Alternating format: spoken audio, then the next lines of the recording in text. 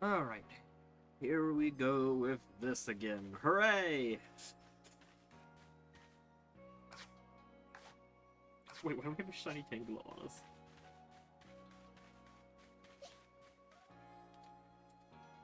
Hey, Cyanical. Yes, we have returned. Back to suffering. The only thing I'm allowed. Alright. I can't remember that button. Yeah, we need 2 out of trees. We need to see it use double hit. We need to knock out 2 with fighting moves, which is easy peasy. And 2 more in general. Okay, I don't know how we haven't even done those yet. That's kind of silly that we haven't done those.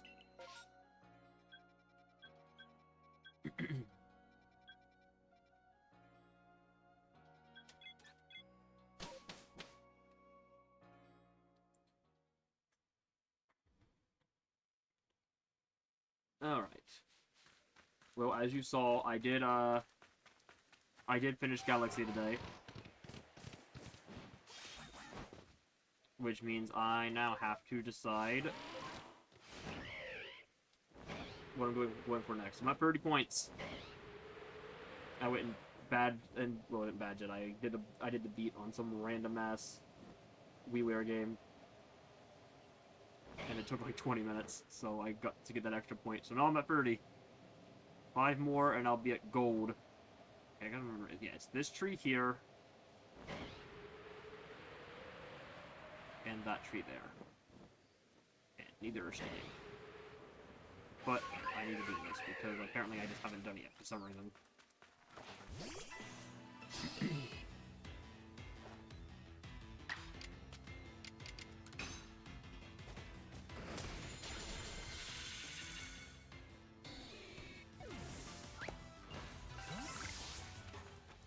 Okay. Hello, sir. One more.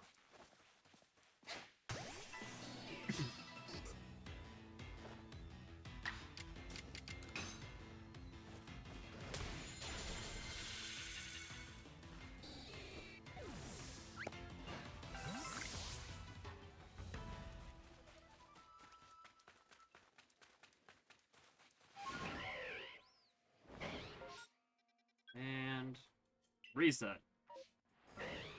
Hold on. Alright, so now we place our bets. How long does it take to find 2 Apoms in a tree? Literally just 2. And because the cat was not in my room, started the stream. Oh wait, no, never mind. He's in my room. I've heard her meowing. I wish she's at the door. Oh, she's at the other side of my room, meowing at me. What do you want? Come here. Now she's just gonna stare at me like she wasn't just meowing at me. Yeah.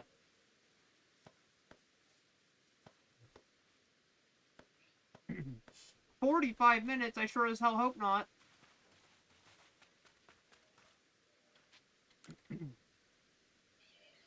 Okay, yeah, now she wants out of my room. Of course, the second I look away from her, she runs over to the door. There we go. I knew that was coming. Okay, so yeah, it's just 2 out of trees and then double hit 22 times.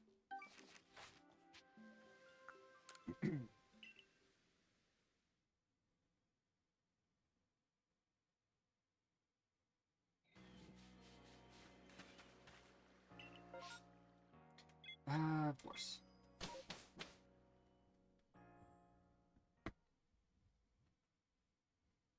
We're off to a great start. This is useless. Goodbye.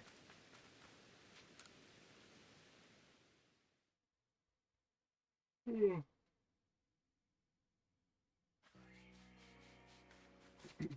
let's try that again. There we go. Pichu, Gumi, Waltz. Wow, okay, that's actually kind of insane lineup. Good thing we're not shiny hunting. I probably should have did the Gumi one, but whatever. You already have one lined up? Oh, of course.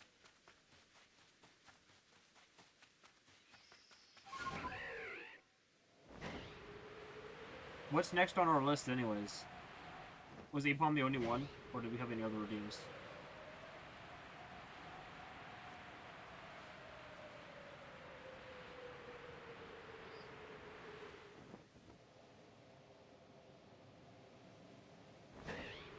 That's not an Apom tree, that's a Combi tree.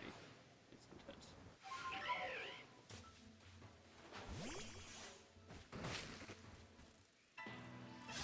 Just Apom. Alrighty.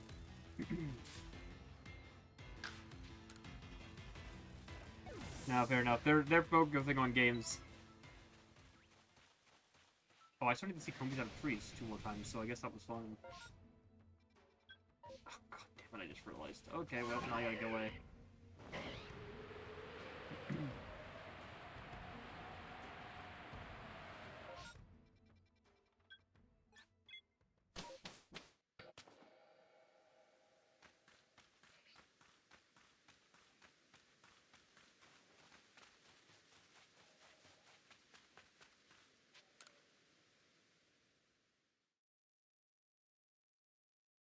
Okay, back to the village.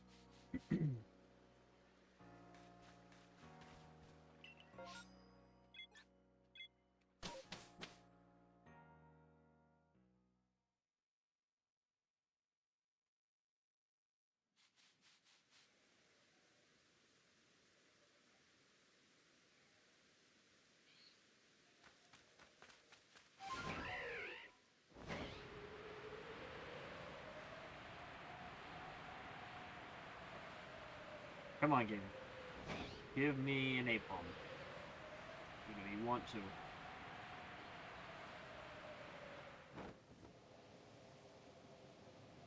No.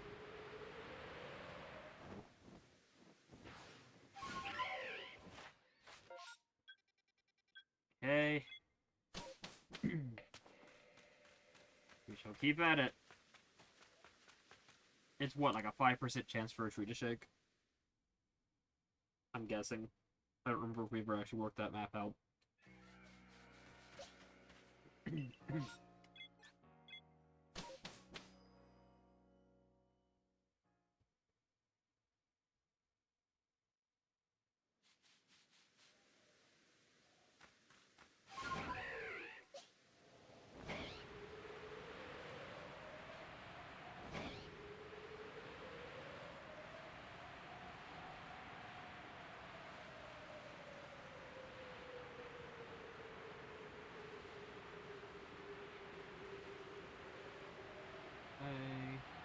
Oh, we got napalm.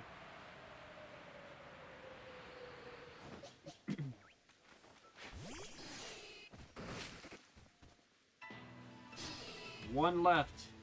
That didn't take long.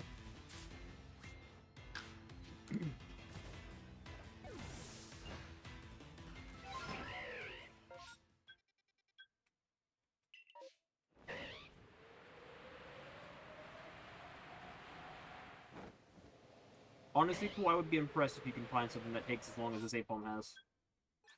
There cannot be that many of these left in the Pokédex.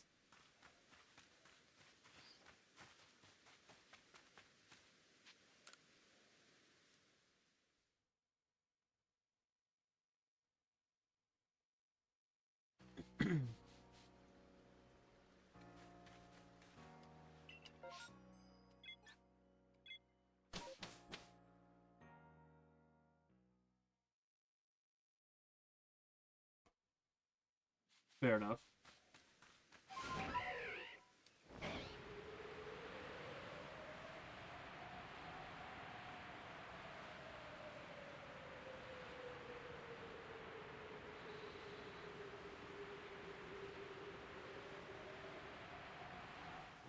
What's in this tree? Ah, Burmese. Okay.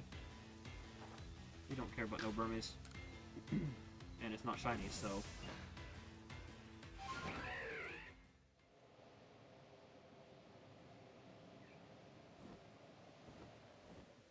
Okay. Bacon.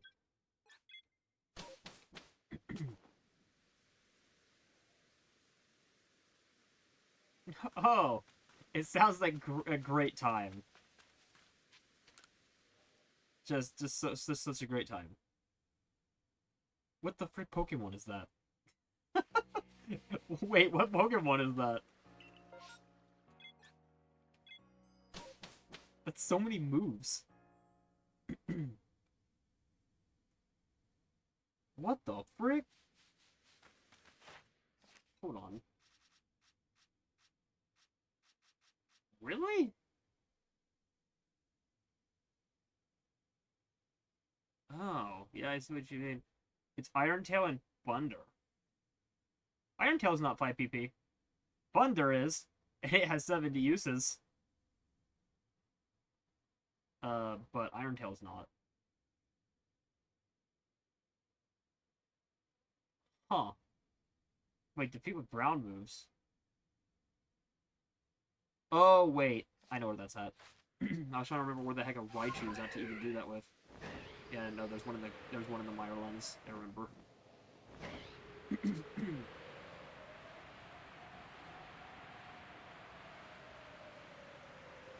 Maybe? But I could have sworn Iron Tail was 10.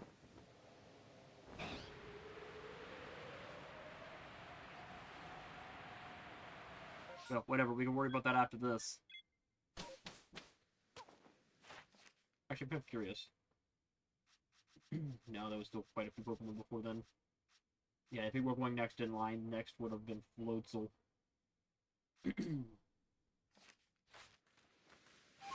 Oh wait, I just realized. 1 second. We're doing this again, which means...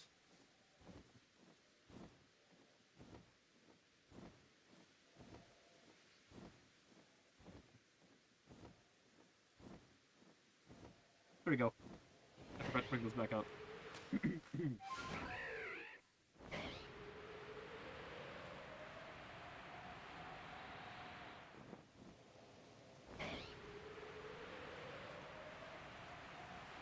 Maybe one day we'll be done with this game and I'll be able to remove those off of my my random list of trackers and crap on my Streamlabs, but you know. Until that day, they shall remain.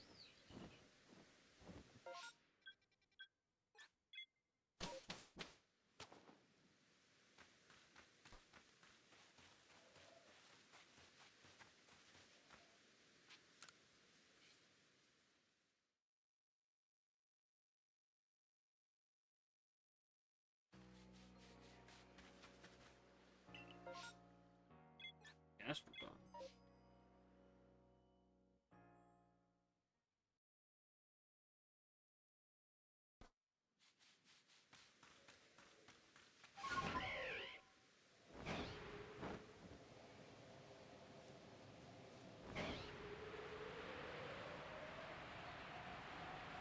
Honestly, pretty alright. We just need, we're 1 Apom away. We already found one. I just need one more tree to shake, and we will be free of Apom. Well, not quite. We'll have to go through double hits, but it'll be business as usual. Oh, look, there he is. Screw you, cool. Your 45-minute estimate.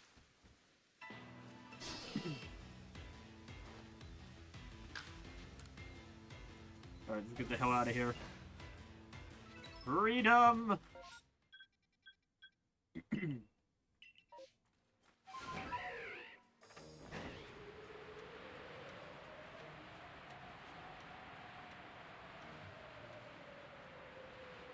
Yeah, we're supposed to not staying here because it's freaking foggy, which means all my moves are gonna miss.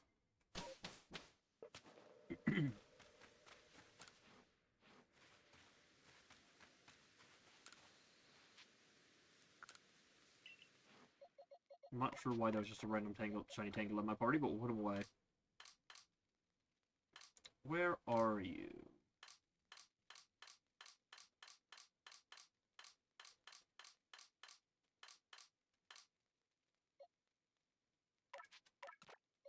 There you are.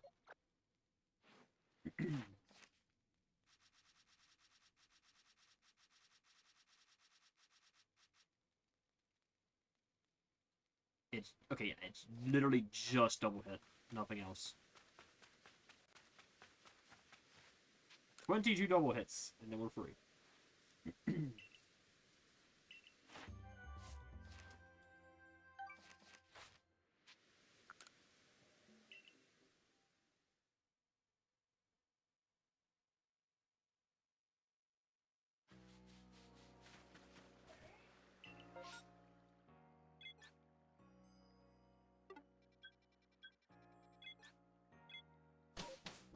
How does double hit work in this game?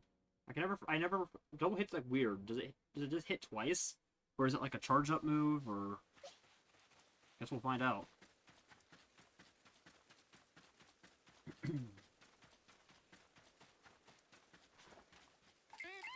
Sir, you're supposed to turn around. Whatever, that works too.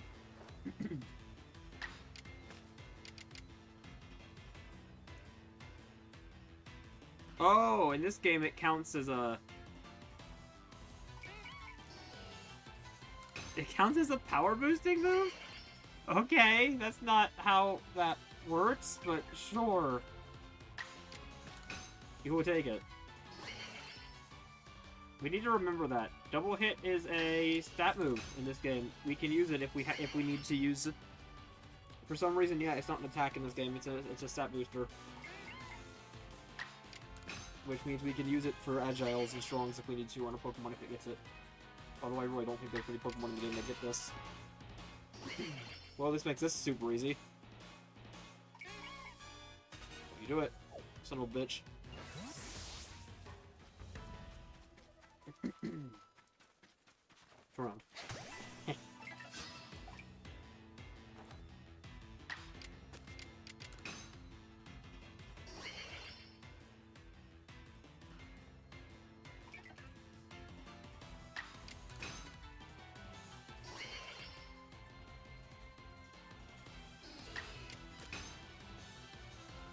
Alright. We're almost through with this first batch, and then we'll just have to do, what, another batch and, like, 2 random ones at the end.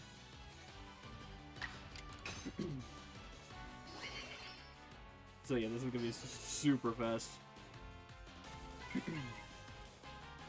Oh, it actually attacked.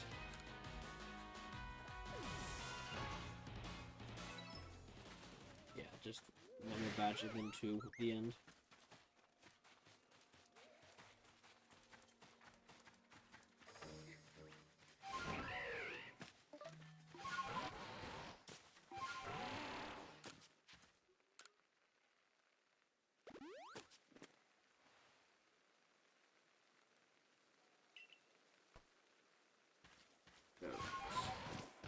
Any more Bidoof? I don't want to do it on the Dirt Floom.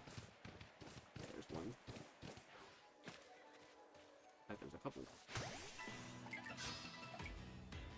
The Dirt Floom, he's Hypnosis and be really annoying. So we're not going to worry about using it on them.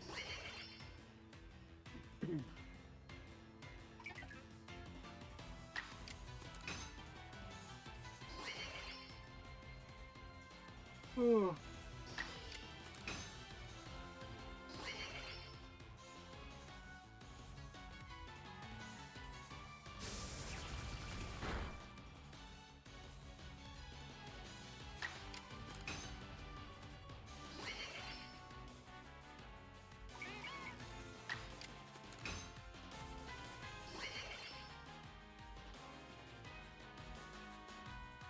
No.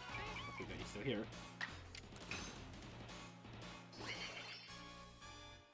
No fleeing allowed. No. Damn it.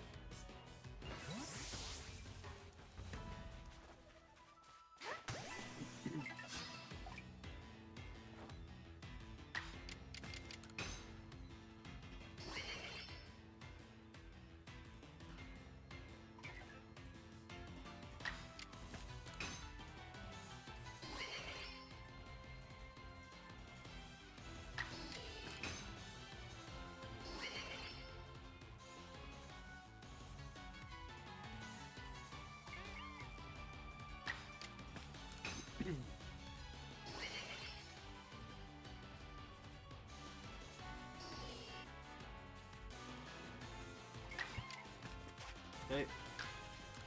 Do it one more time, and then we'll just need 2 more.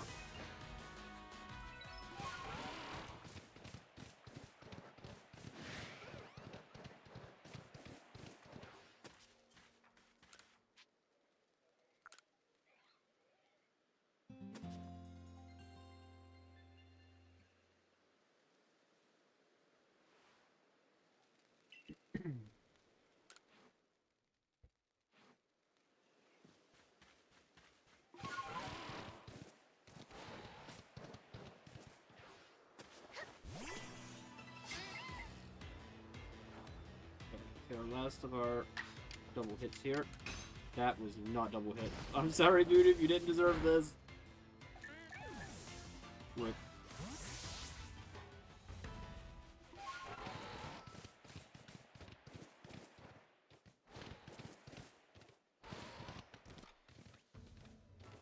Big shanks. Ow. No big shanks. Big shanks, no. No big shanks. No big shanks. Yes, little shanks. Get the little shanks. There we go.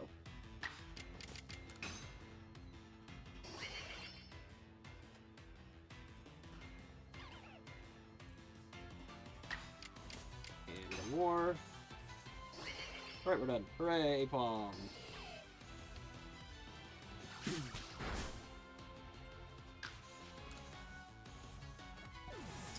Excuse me, cool. We have not turned in your redeem me whatever, I don't care.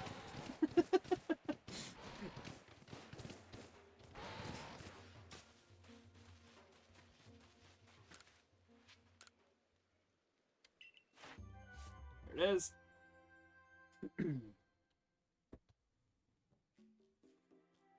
And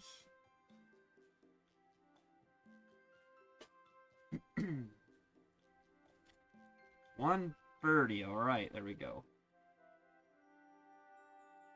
Maybe we'll get to 142 by the end of this set of 5 streams. I doubt it, but you never know.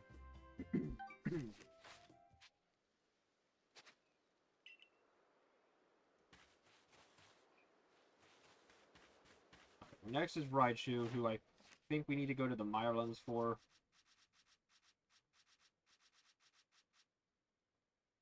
Oh, we need to catch 3 of them, too. Yeah, we gotta fight on that Alpha. Be 10 with ground moves. Catch 3 of them. Okay, yep, we're gonna have to reset the Myrlands, which this one should be okay. Because it's pretty much right at the entrance, if I recall. Like, you just jump up and over the hill, I think. Right by the entrance to the area, and there's a Raichu there. Did you bulldoze?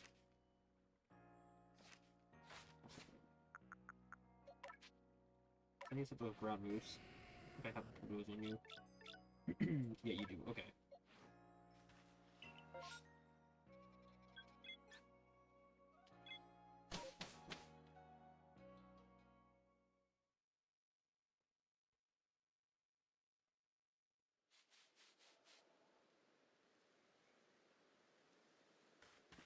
I believe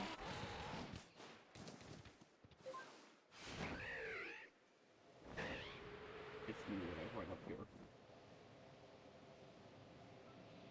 Yep. There you are, sir. Hello. Well, I may.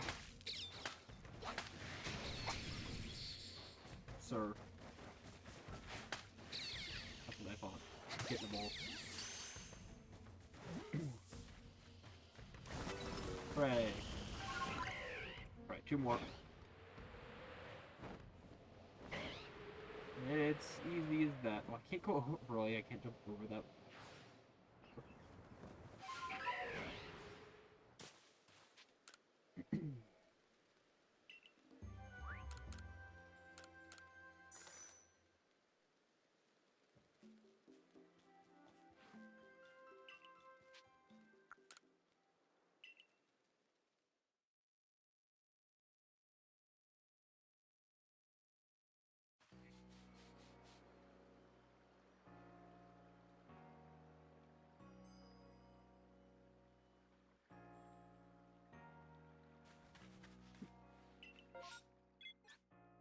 The Rotom outbreak? That's kind of crazy.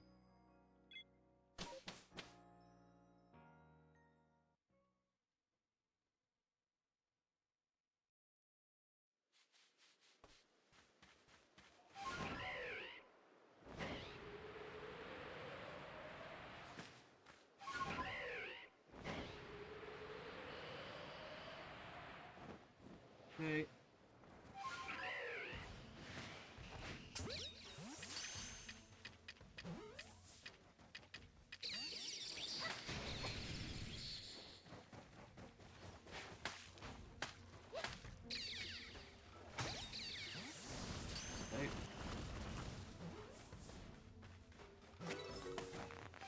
one more. And then the catches will be done, and then it'll just be knocking out Arceus 10 times. So yeah, these residents aren't nearly as bad as that Blissey. The Blissey was just in like a really awkward spot. There was like no warps anywhere near it.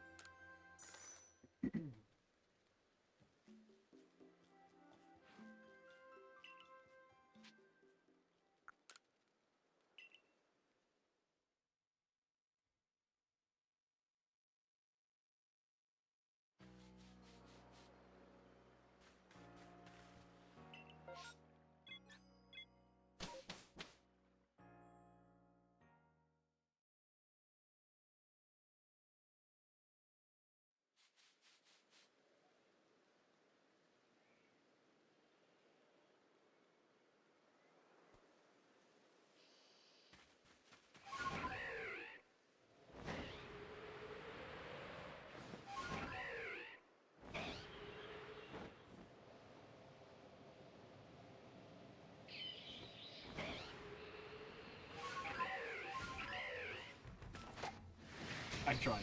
Just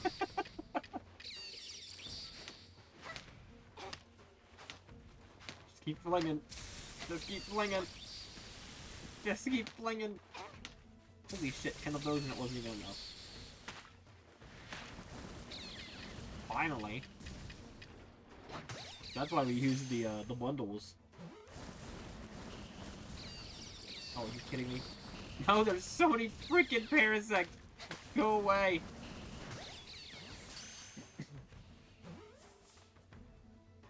No, A-Pump's done. We just had moves and they took like 5 seconds.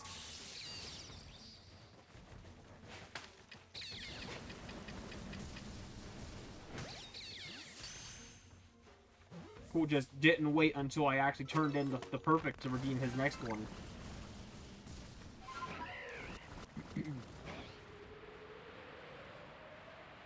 No, we did not. I had already done that. What the frick? What was that? Okay. Nope, whatever.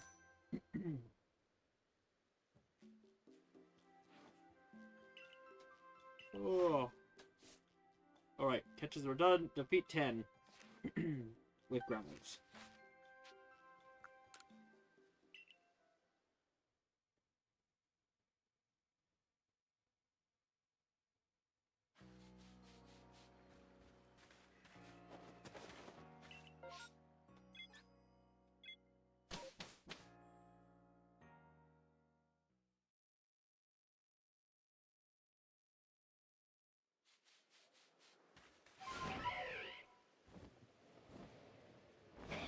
Ugh.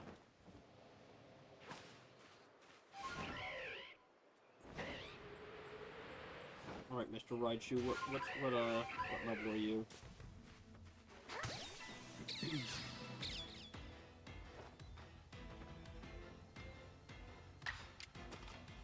52. No, I didn't! I could fucking Drain Punch! Okay, he's alive, it's fine. Why did it go down? I must have bumped my freaking... Whatever, he's dead.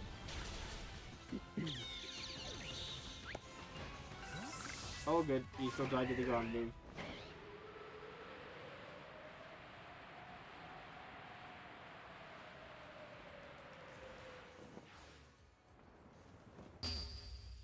Yes.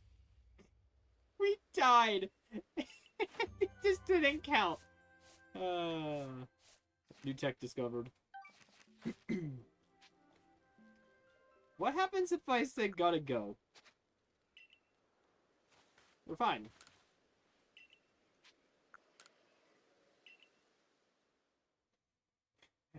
That's one way to avoid death. Trigger a dialogue box.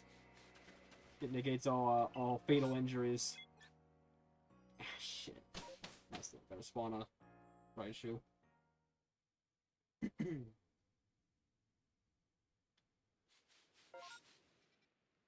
Or what?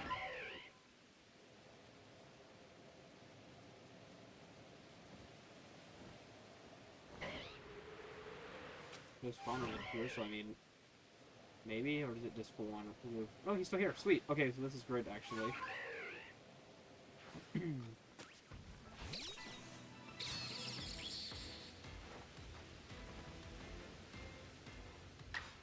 Alright, one shot it, please. Thank you.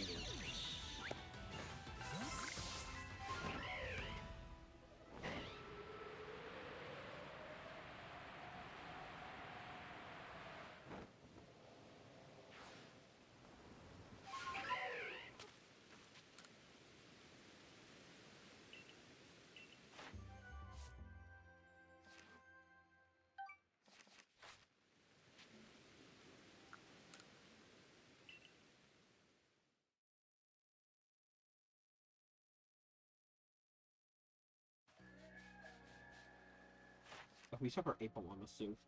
I just realized. Yeah, we'll swap it out here in a bit.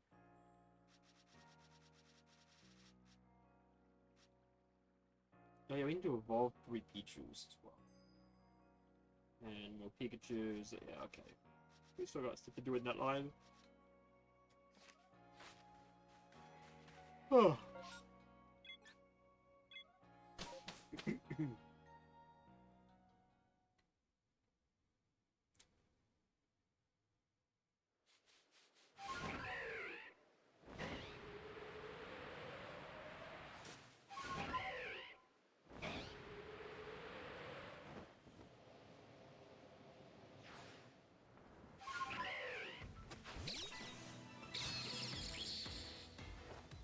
Hey.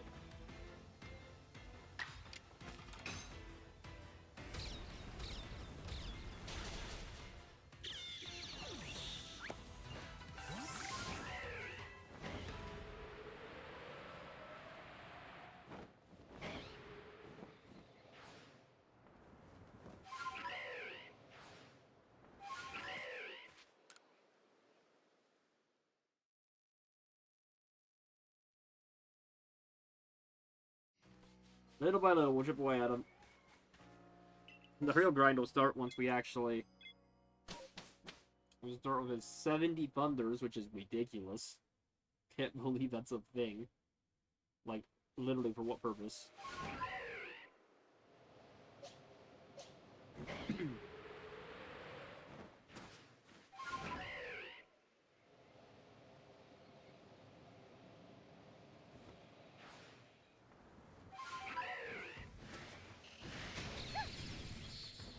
I don't know why I tried to get behind it. I succeeded anyway, so who cares?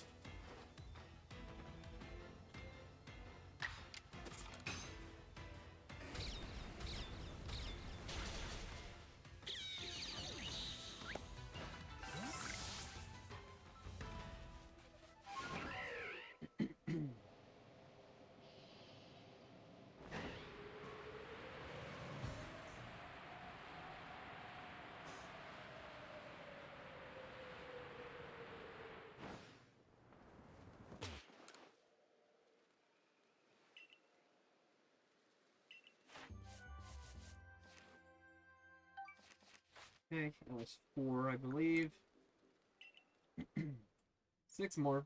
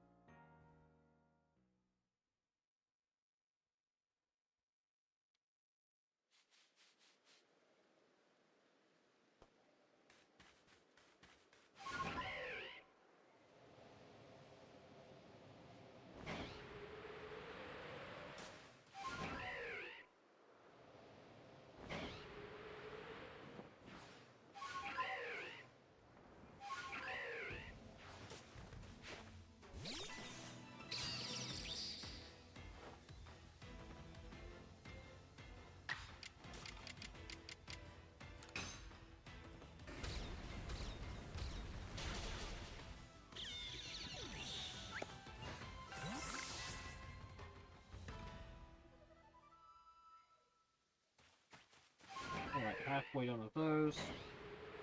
This isn't really taking that long, so that shouldn't be too bad. We'll see how long... Oh, look at that. A dying Pro Controller? What a rare sight. It's almost novel. Still can't believe the freaking battery life on this thing. It's hilarious.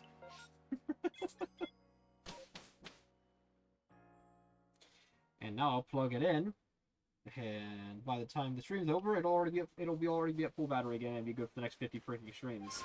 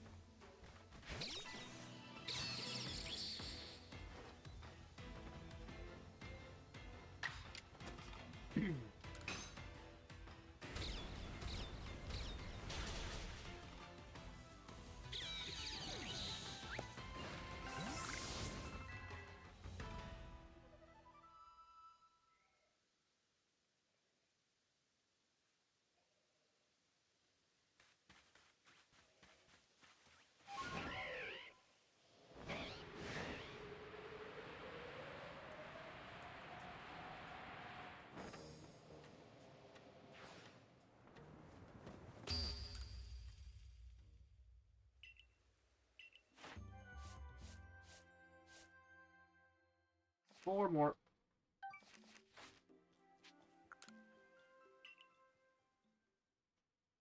Yeah, that's so... Yeah, like, that's hilarious to me, that it's literally a 3DS battery in this thing. Like, that shit's supposed to be powering an entire console for about 4 to 5 hours at a time. Instead, they're using it on a controller. Like, no freaking wonder it lasts a month. It's getting, like... They overpowered the batteries so much.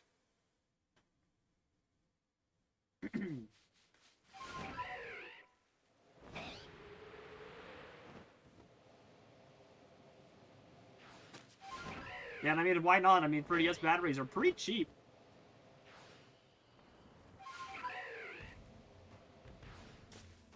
Which, thankfully, because 3DS batteries can have a tendency to explode with age, so you kind of have to watch them. And if you see your DS start to swell, it's time to get that battery out of there.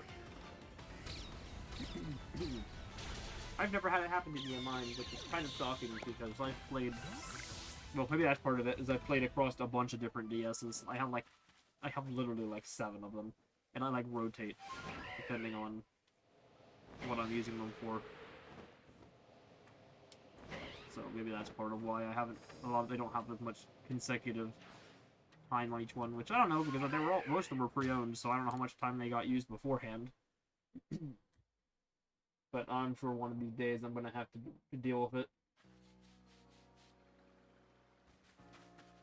But yeah, you gotta be very careful with them when they start doing that, because, like I said, I wasn't joking. It's a lithium battery. It will literally explode. So you have to be very, very careful when you take it out of the DS.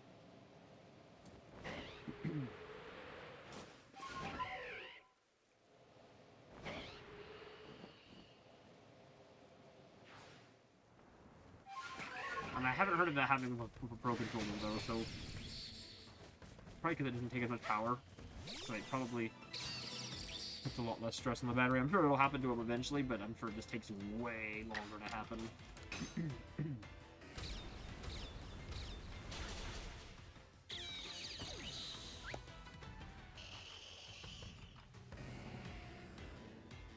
What the frick? Where did you come from?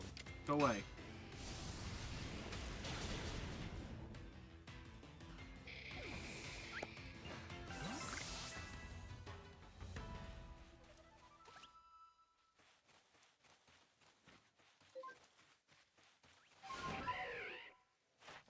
What, number 7? No, that was number 8. Okay, only 2 more. Hooray! Love to see it. What the frick? That one didn't kill me.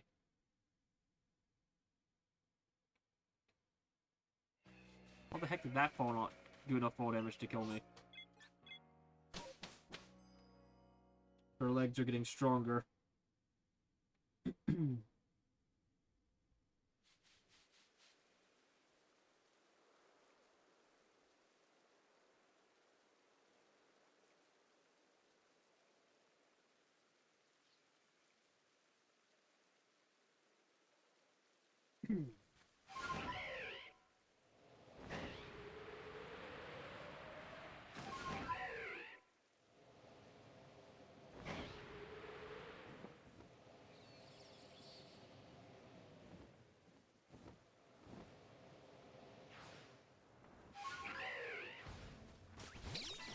Hey.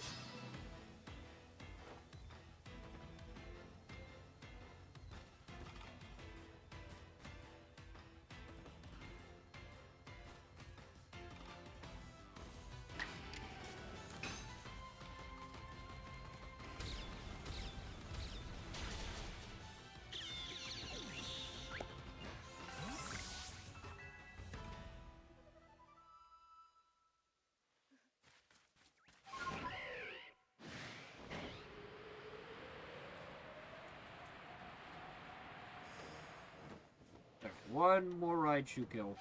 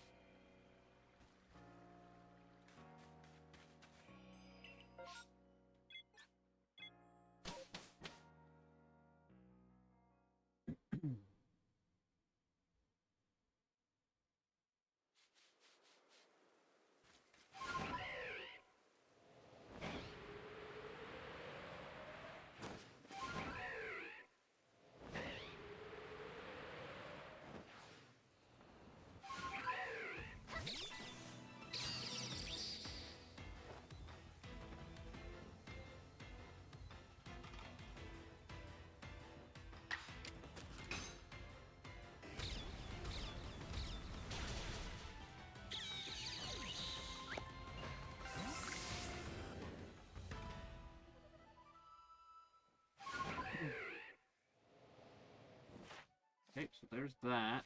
Pichu. There's a Pichu there. I didn't really get spawn here. Alright, on to moves. Hooray.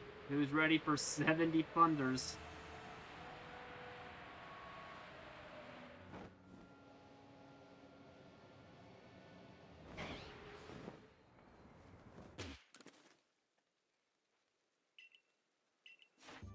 Yeah, I should have figured. Alright. 15 Agiles, 40 Iron Tails, 70 Thunders.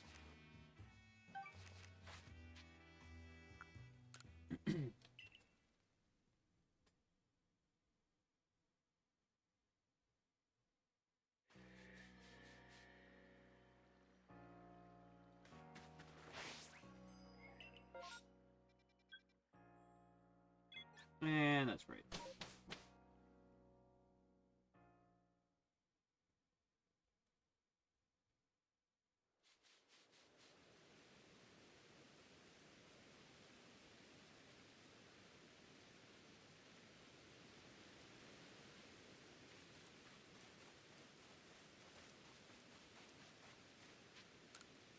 Set the area real quick.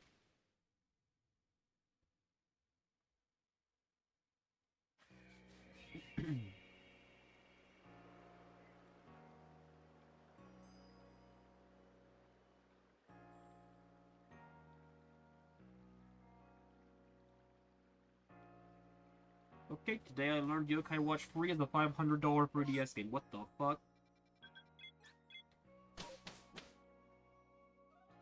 Someone linked me a thing about the Yokai Watch devs posting a thing saying, you can't pirate our games, blah blah, don't pirate our games. Holy shit, there's like so many yokai. Why are there so many over 100? Oh my god.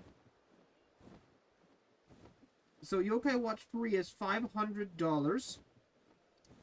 Yokai Watch Blasters, which I've never even heard of, it's an English copy. It has dual versions. It's a $250 game, and then the other version is $236. Okay, great. That's so fantastic. Glad I'm not going for my 3DS set right now. And that might help me decide not to do my 3DS set after the Wii U set. I was considering 3DS because I'm like, it's the alternative to the Wii U. Maybe I'll do that one next. But I don't know about that. Hold on, let me check something. I'm curious now. 3DS apply, sort by price. Go. Set it to most expensive. What the fuck?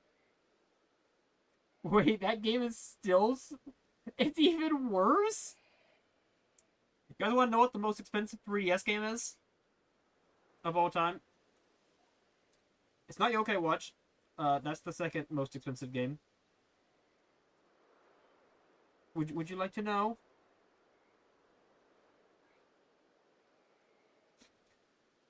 Barbie Groom and Glam Pups. It's the Barbie dog sitting game on 3DS. It's worth $1,700. What the hell happened here? I need to... Was this like a canceled game or something? Like what the hell happened here? Like a canceled game that leaked? Because I've seen that happen a couple times. And it makes it stupid expensive. Yeah, like that's basically what it is. It's freaking Barbie Nintendogs ripoff, and it's worth $1,700. It must have like an ungodly low print run or something.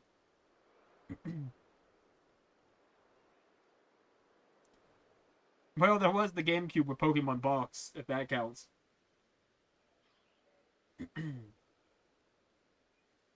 What else is on 3DS that's expensive? The Japanese version of Persona Q goes for $300? What the hell? Is it rare over there?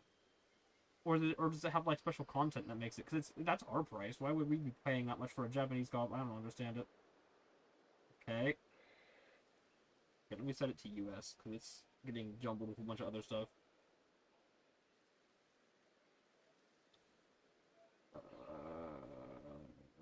There it is. Country, United States.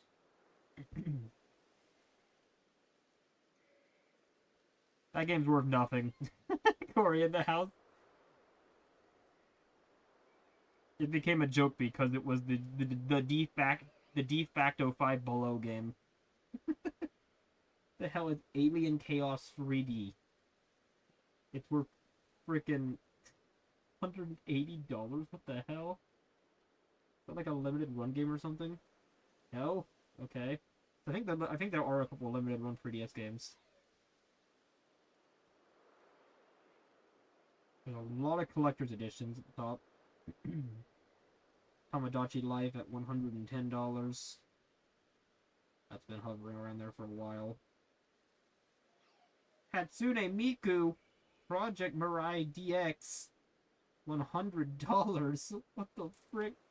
There's a Miku game on 3DS.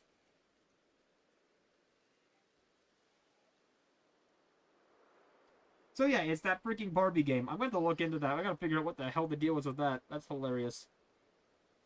What about normal DS? What is the most expensive normal DS game? Is it that freaking, what is it? There was like that Little Red Riding Hood game? Is it that? Let's find out. We're going down a rabbit hole here.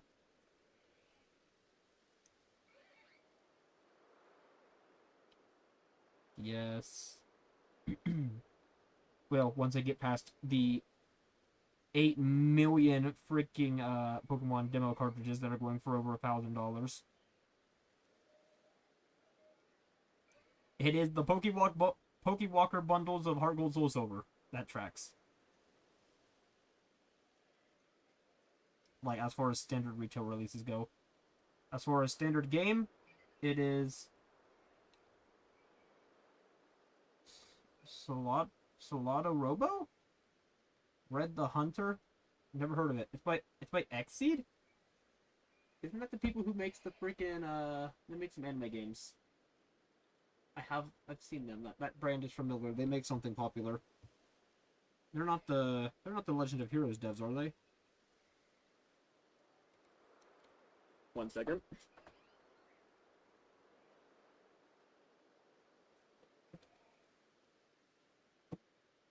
No, they're not. That's NIS. That's what I thought. I can't remember what they make, but I recognize that dev. You know, it looks pretty awful, but not as awful as I was expecting for the DS. Oh, there's this one that I'm gonna want. The Pokemon Mystery Dungeon Explorers of Darkness, Time and Darkness. They both have a version.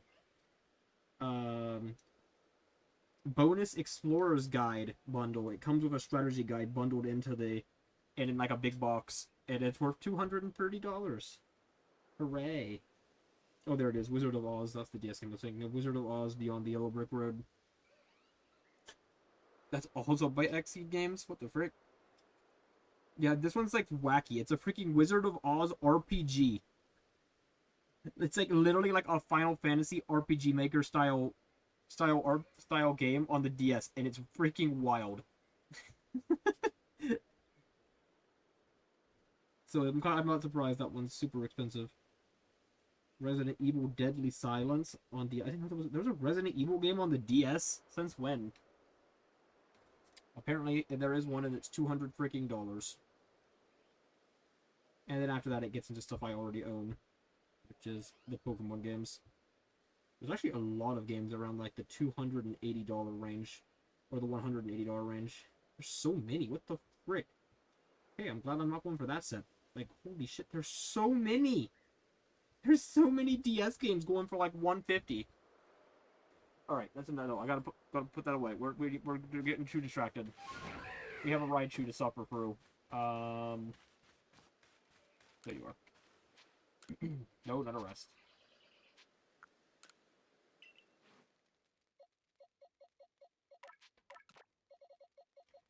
So I will say straight up, if one of you uses your points to try to redeem one of those like $1,000 games, I'm just gonna tell you no. I'm just saying. like it's not happening, buddy. It's just not. I ain't buying that shit.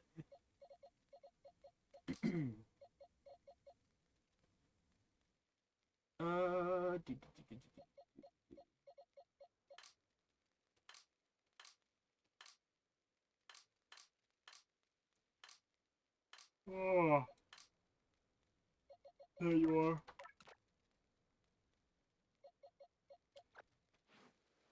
Oh, you know what? We have to head back. I need to wait. Actually, maybe not. Maybe not. Hold on. Do you have anything? I just need one. Aha! Fantastic.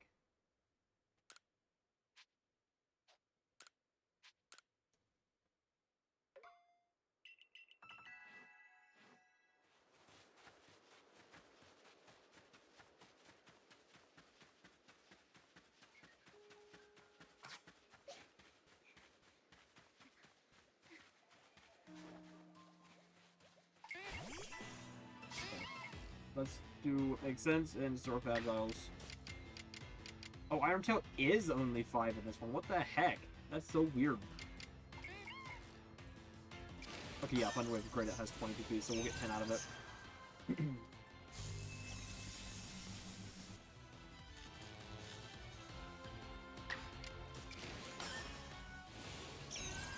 No, not yay. We have enough suffering. We don't need more.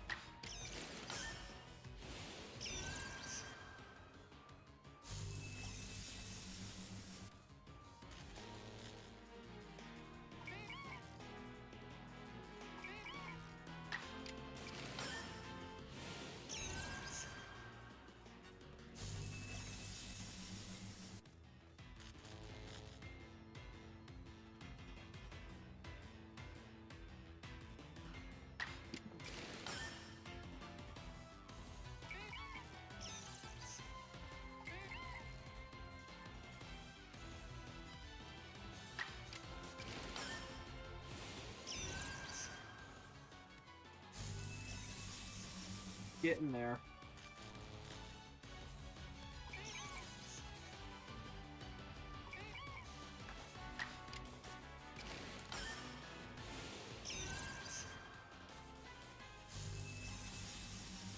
Are you serious?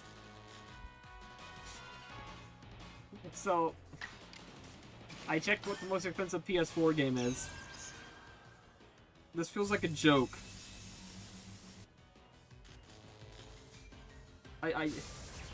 What the hell is this shit?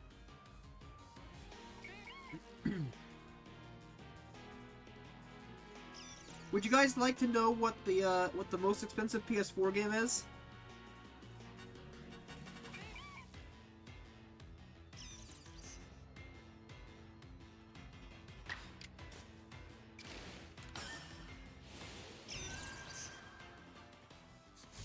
So it's a limited run game, which, you know, that tracks. It's called frickin' Poop Slinger. Why is it worth $1,000? What the hell?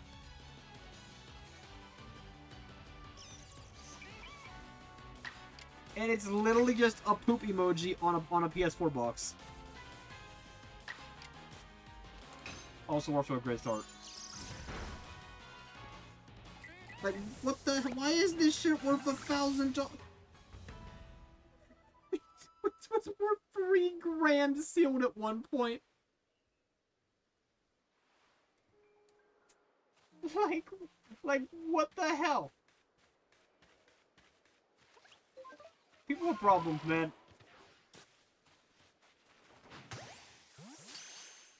Oh, that was... Huh. I guess we have a Bidoof now.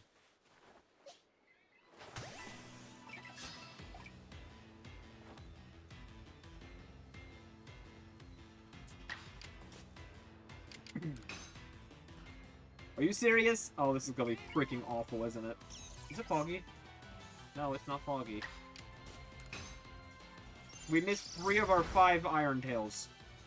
We hit 2 at 5 for our first batch. We're so screwed.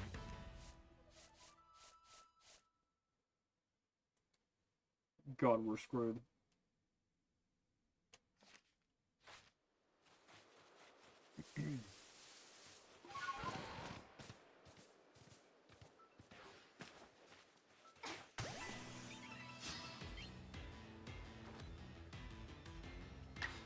Well, it was, like I said, it was limited run.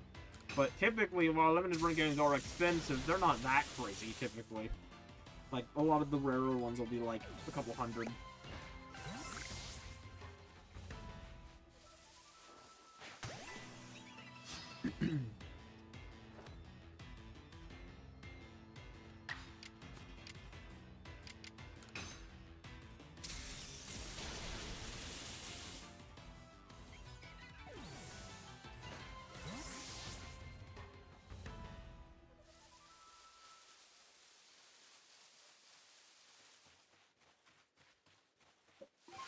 Stormbolt.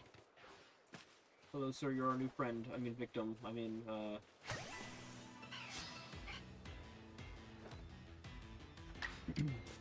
yeah, scrolling down the PS4 list, it's literally just all, like, limited run games. There's so many limited run games. Which tracks.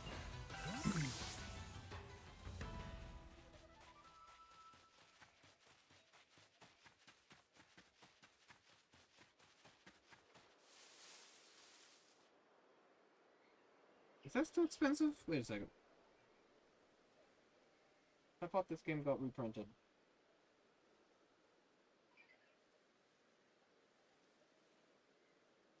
Yeah, it did. I don't know why it's showing up at like $400. Final Fantasy Pixel Remaster. That game was like a few $100s at launch because it got sold out immediately and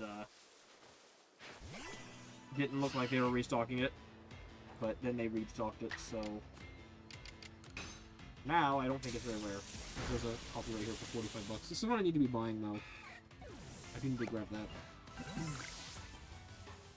It has 6 platinum trophies in one. They all all of them have platinum trophies individually.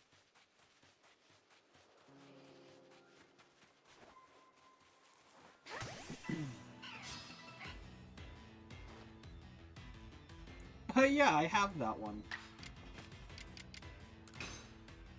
I have all the Burger King games, actually. I found them on a yard sale one time. I paid $1 a piece for them. Yeah, this is gonna be a wonderful experience. You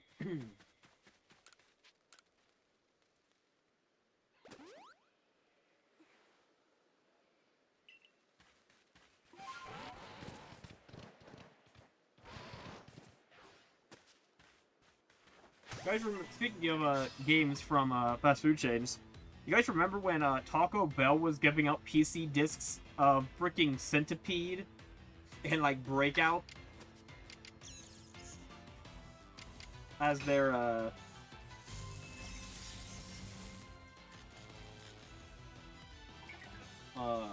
as like their kids meal toy?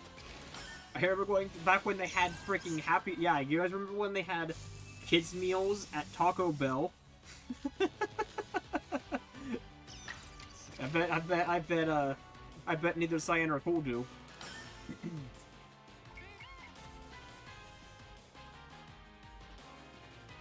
That stuff stopped being a thing when I was like 6 years old. And I remember being very upset because I remember like Taco Bell's toys were always like better than everywhere else.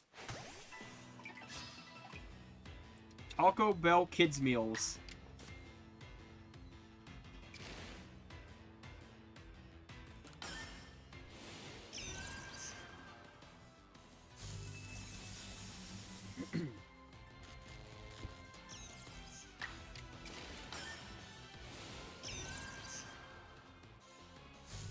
You used to be able to get a toy. You used to be able to get a toy at Taco Bell. See, I'm not that old. By the time I was able to start using stuff like that, I wasn't allowed. I wasn't allowed on the internet as a kid. Like, only one computer in the house had access to the internet, and it was not mine. I did have a PC as like a young child. Like, I actually had a PC at the age of 4. It was like an old. It was like an old HP desktop, like junker computer. And I used it to play freaking Insane Aquarium, and what else? I had a couple of other things. I had Zuma on there. Good old Kid Pix, the old art program for kids. I had that.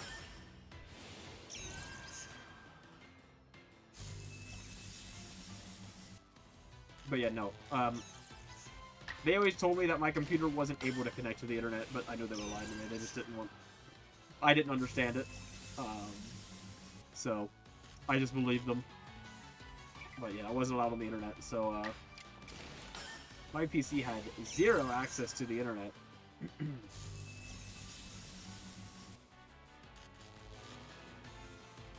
When I started being allowed to use the internet, I had to use my parents' computer.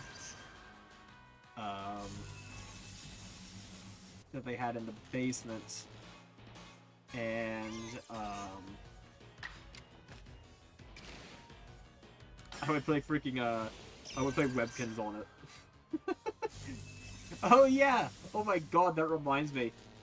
My parents wouldn't let me on YouTube as a kid, like, you know, like most parents should. So I found out that if you went to the freaking Zuzu Pets website and went to their trailers page, yeah, it would literally just have like a built-in YouTube feed. So what would happen is you would watch the trailer once, and then once the like recommended videos come up at the end, there was a search at the top, a search bar, and you could search YouTube from the Zuzu Pets website. And that's how I watched YouTube as a kid without my parents knowing. Because if they ever came in, I just showed them I was on the Zuzu Pets website. I don't even know how I found that shit out. But yeah, no, that was my workaround.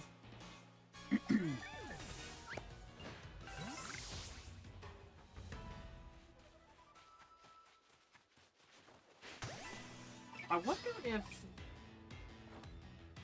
I doubt it's still up.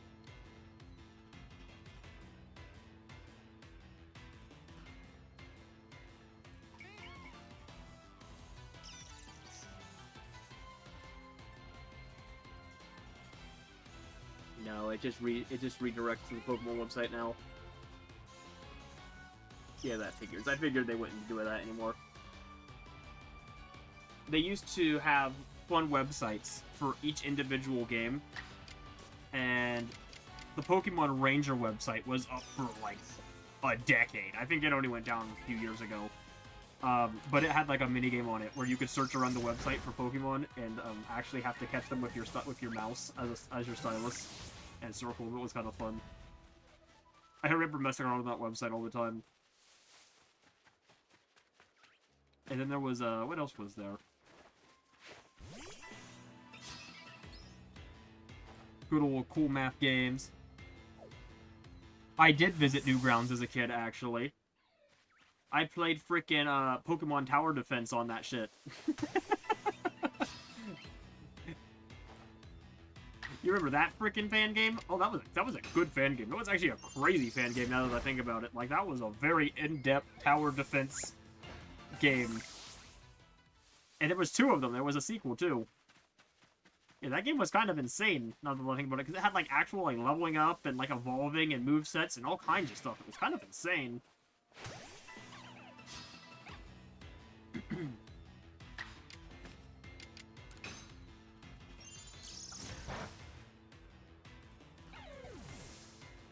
What was that other? Was it Mini Clips? Yeah, Mini Clips, right? That other game website. I used to play a lot of stuff on there, too. There was, like, a billiards game I used to play all the time on there. And I think it got ported to mobile. And I remember playing it on my phone for a long time.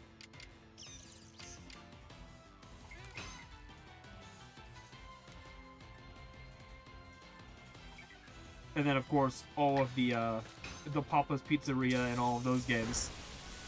Every child needs to have experienced those in their life a few times.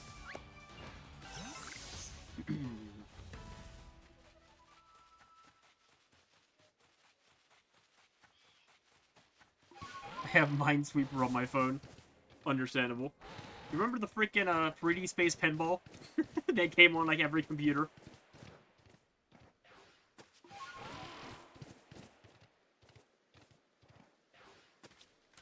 I sucked at that shit. But it was fun nonetheless.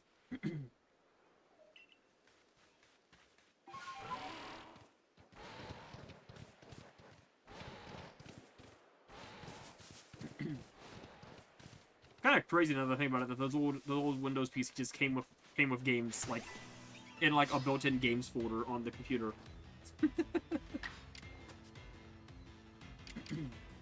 Like, I got a lot of mileage out of those.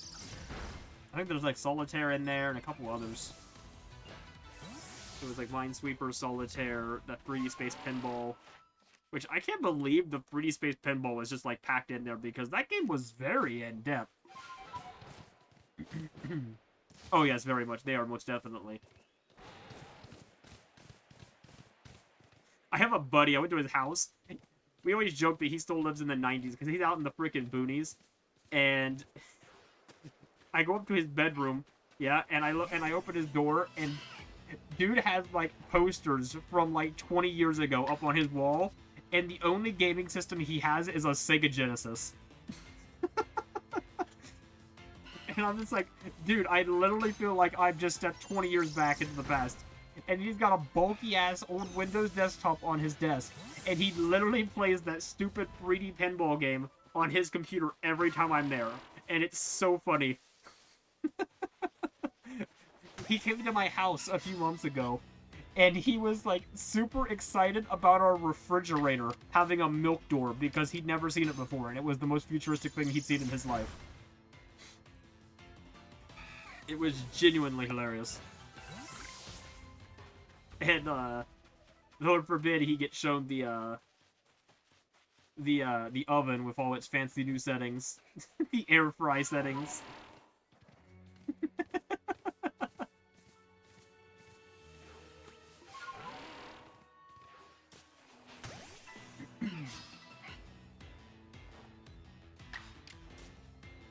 And it's really funny because he's the same age as me. He just lived in the countryside and didn't really get a lot of that stuff growing up. They kind of stuck to him, kept him with all the older stuff. They're very old-fashioned over there. They've got... But it's gonna in a fun way. They still don't have proper internet out there. Actually, no, they got mobile data finally. They put a tower in nearby. That only happened a couple years ago, though. But they still don't have, like, proper, like, at-home internet. Which is very funny to me. They're genuinely the only person I know who still doesn't have actual internet in their home.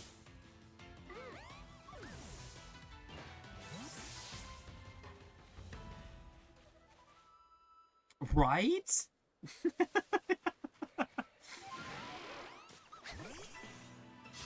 I've only flown once. Well, twice, technically. It was like a... Well, I guess 4 times, because it was way there and back. It was, we flew up to California when I was little to visit family who lived over there at the time. And I remember not really caring about the plane. I don't have very many memories of it. I remember I have vague flashes of memory of the airport, where we landed in Colorado, I think, for our, like, crossover flight. And I remember, like, I don't know, some fancy decorations at the airport. I don't remember what airport it was. And I remember looking out the window of the plane and seeing the clouds and thinking it was neat. And I remember playing Uno with my aunt on the plane. And that's all I remember. I was literally like 4 years old. It's honestly a miracle I remember any of it.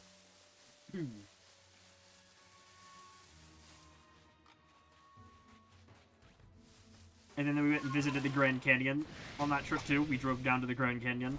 And the funniest part about that trip is I do remember the Grand Canyon, except I don't remember the actual Grand Canyon.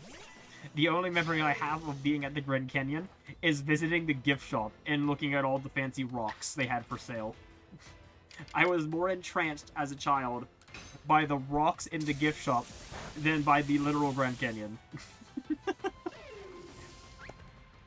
Like, it did not interest me. It apparently did not interest me at all because I don't remember it in the slightest.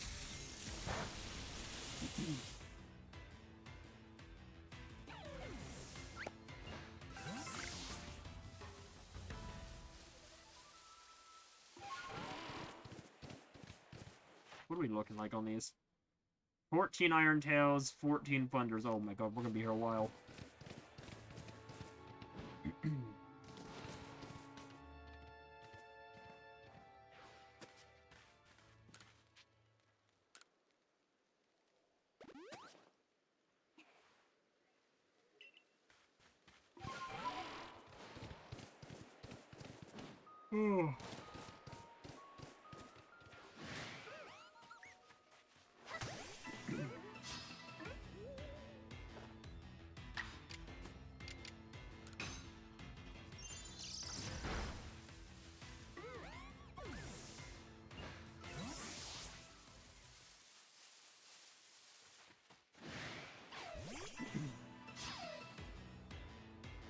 You know, the crazy part, cool, is that this Raiju might take the whole shred, depending on our luck.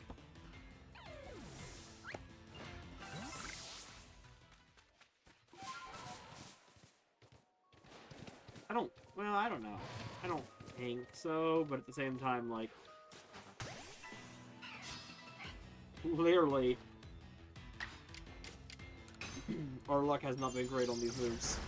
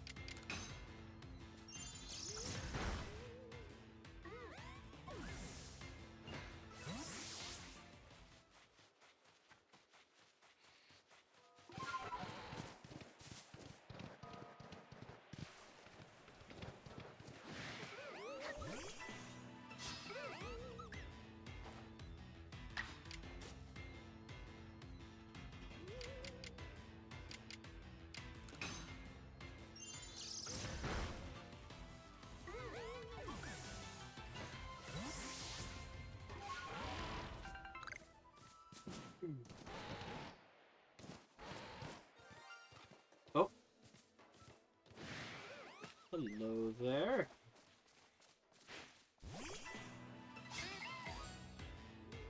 Probably shouldn't have done that, because you could... Oh, nope, you're not going to. Get in the ball, good sir.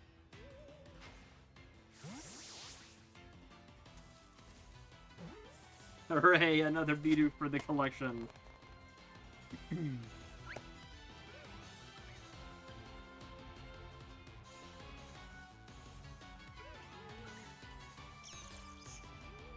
we go, 86. And plug them with the Driftwood. Hooray!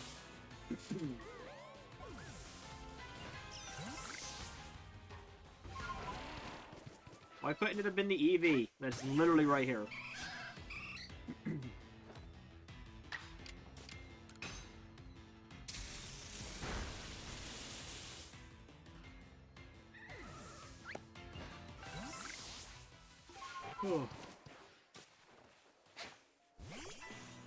Oh, there's a distortion over there. Do you see that?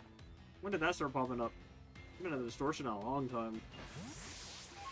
But we don't need anything over there, so we shall ignore it.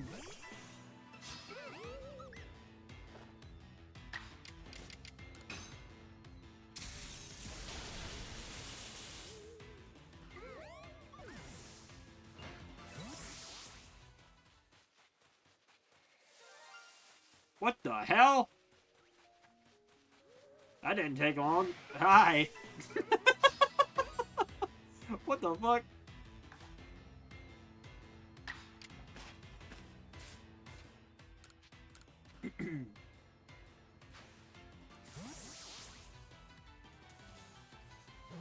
Gaming.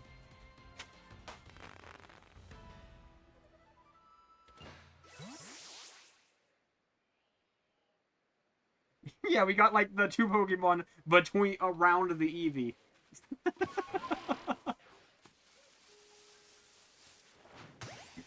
Oh, whoops, that was the wrong. Right, we got a Wormhole now. Hooray!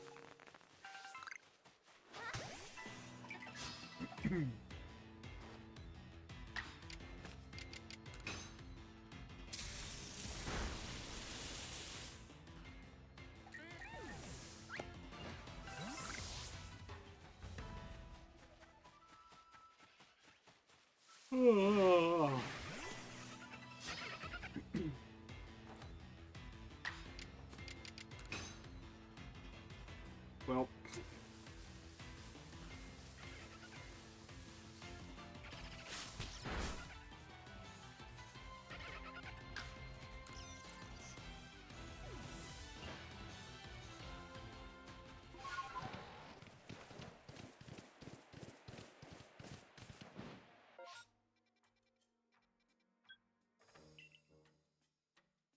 What? I'm not being targeted. What the frick? Oh, there we go. That's weird. I get vanished, I clicked it, and then apparently it came back.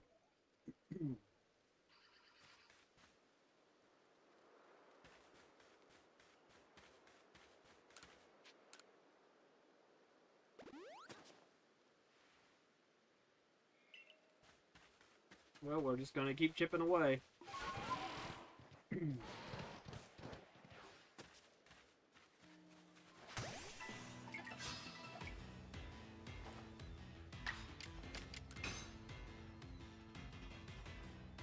And we're off to a great start. Hooray! Please, no.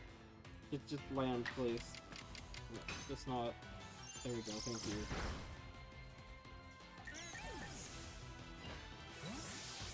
Alright, we're halfway done with Iron Tail.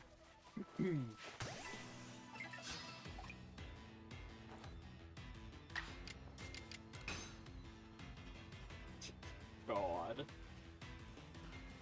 I just love it. Like you gotta love moves that are 75% accurate, which actually means 20% accurate.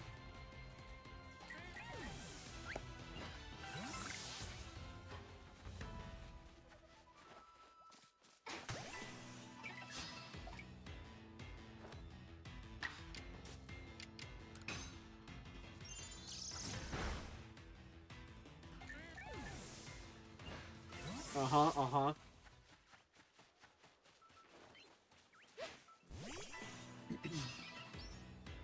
This game is holding us hostage. Do you guys not want to see other Pokemon games? There is a reason I have not started a single other Pokemon game. In the 20... How many games now? 20-something? Our first game was Pokemon, and we've done not a single one since. It's because I'm refusing to do another until this one is done. But this game demands to make us suffer for ages.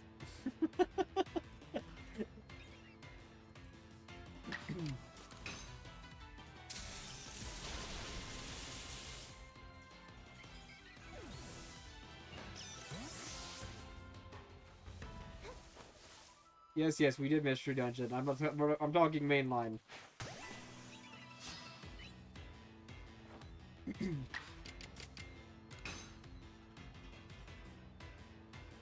The few Scarlet and Violets, those did not count.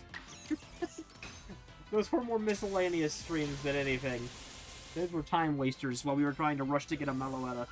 And then I never even got that Meloetta. I still haven't finished that. Or even done it a single time since we stopped doing the streams for it.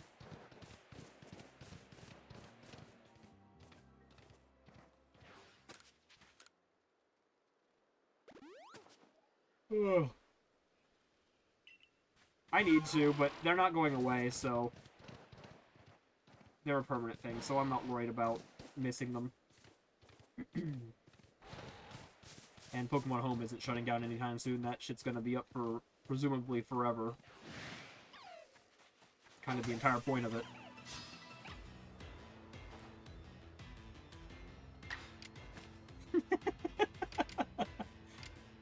Honestly, I'm shocked it hasn't happened more.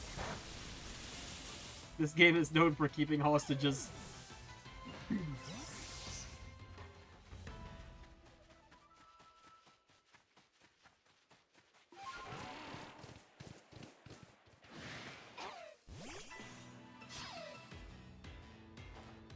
Honestly, there's a good chance. You know, we're only doing 5 streams between each game. We will definitely still be working on this. We'll probably get, what, through 10 games in that time, which means about 50 streams of this. We'd be close to done, I'd say, hopefully. But not completely.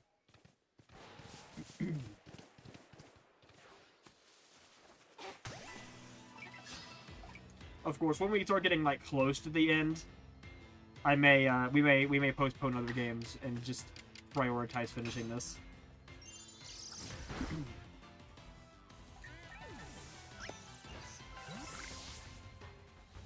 Once Cool redeems Metaphor and we get that done, this will be the only game unfinished on the channel. So we need to do it.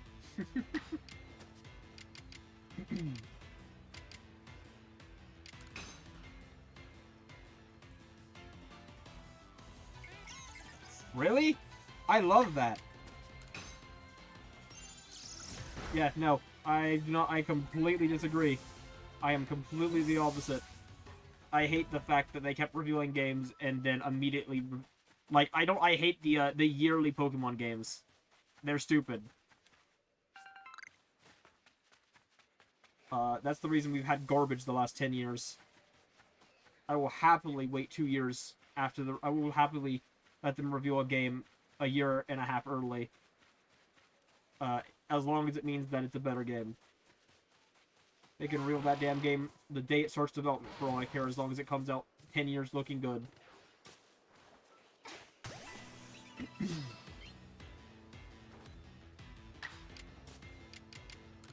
That extra development time we had for ZA, people bitch and moan about the Windows, but like, that game is designed to run on a Switch 1, guys. It's not designed for Switch 2. It was fine. And it did not have the bazillion bugs that Scarlet and Violet did not release, so I'm going to take that as a win with that extra dev time.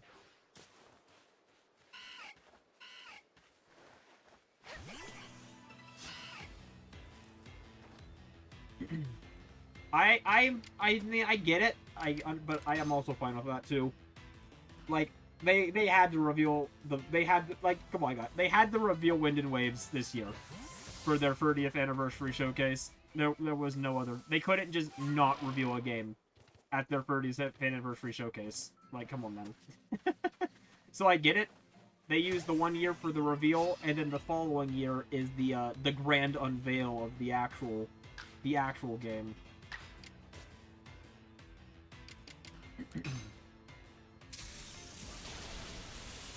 But to be fair, this year we got a little more because we got actual gameplay, which is fantastic to me because that means the game is already in a playable state and still has a year of development time. I'm not going to say more than a year because it's probably going to release in November, and you got to give a 6 month window for production.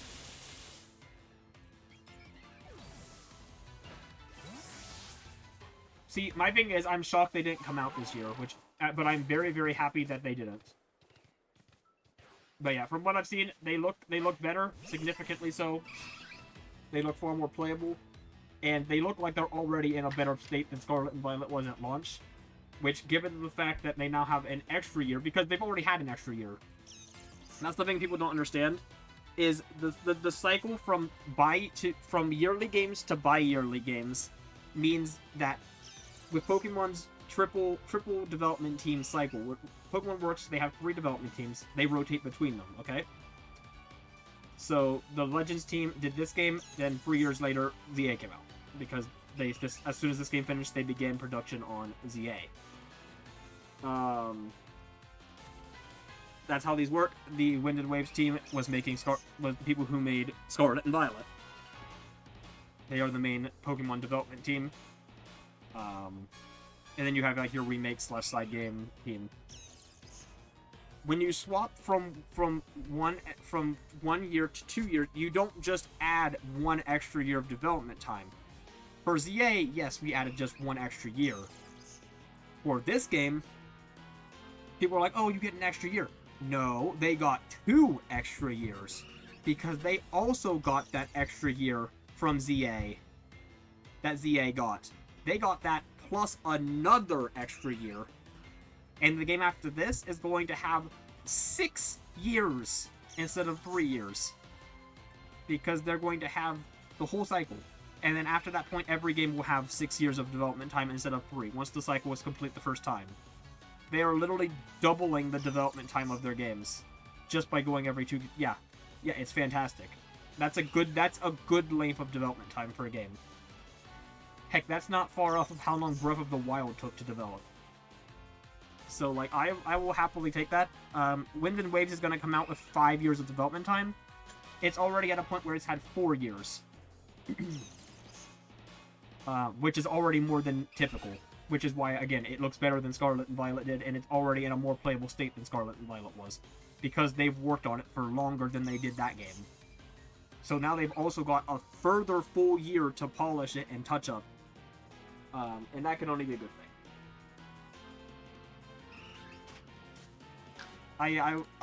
I'm very optimistic about Generation 10. I think it's going to be good.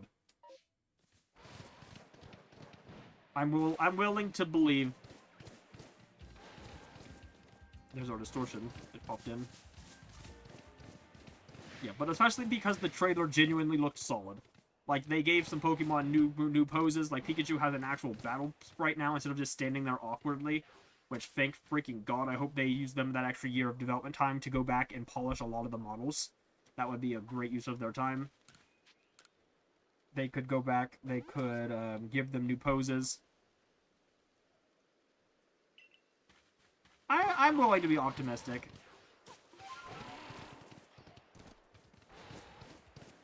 For ZA, I was more, like, on the fence. Like, I'm sure it'll be fun, but, you know, I wasn't, like, overly going to jump on board. For when because, you know, the trailer came out, and it just kind of looked like Scarlet and Violet, but, you know, running better. But for Wind and Waves, I'm willing to be optimistic. The trailer looked very promising. I'd say it's probably the most promising reveal trailer we've had for a Pokemon game Oh my god. I don't even want to know since when. Probably... Oh god. Gen 7, maybe? I can't remember the state of the Gen 7 reveal trailers. Because even those don't run fantastically on the 3DS. But I remember being very blown away by the shift in art style from the XY style to the Sun and Moon style. Because, like, let's be real, guys. The difference is so insane between those two, they don't look like they're on the same system.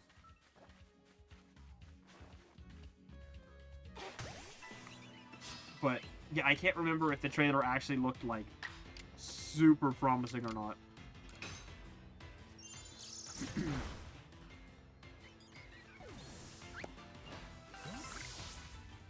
I do remember the day Alolan Exeggutor and Alolan Vulpix were announced.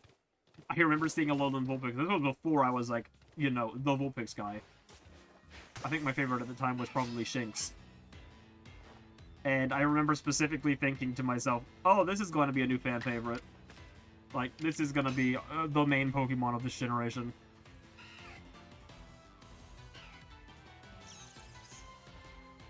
Yeah, see, that's what I hated about the Gen 7 cycle. Yeah, they literally revealed everything.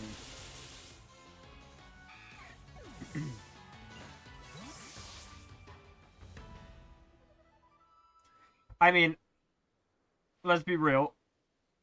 Cyan, you don't need to see gameplay. Which we did see gameplay. I mean, we saw a very brief... We saw a Pikachu in a battle and getting caught by a Pokeball. And we did see them running. That's about all you need to see, let's be real. The gameplay is not changing. Like, not on a... just look at Scarlet and Violet. There you go, there's your gameplay. It's gonna play exactly the same as it has for the last 20 years. We're basically just waiting for our gimmick reveal at this point. That's the only thing that's interesting as far as gameplay goes.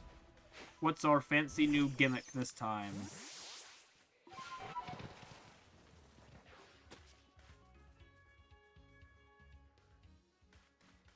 See, that's the sad thing, because genuinely, like, it's the worst of the Gen 7 starters. And it's funny, because I actually picked Litten. I really liked Litten. But let's be real, both Decidueye and Primarina are just way better Pokemon. Design-wise. Sorry, Decidueye, you're kind of ass as an actual Pokemon. I don't know why that thing is so freaking slow.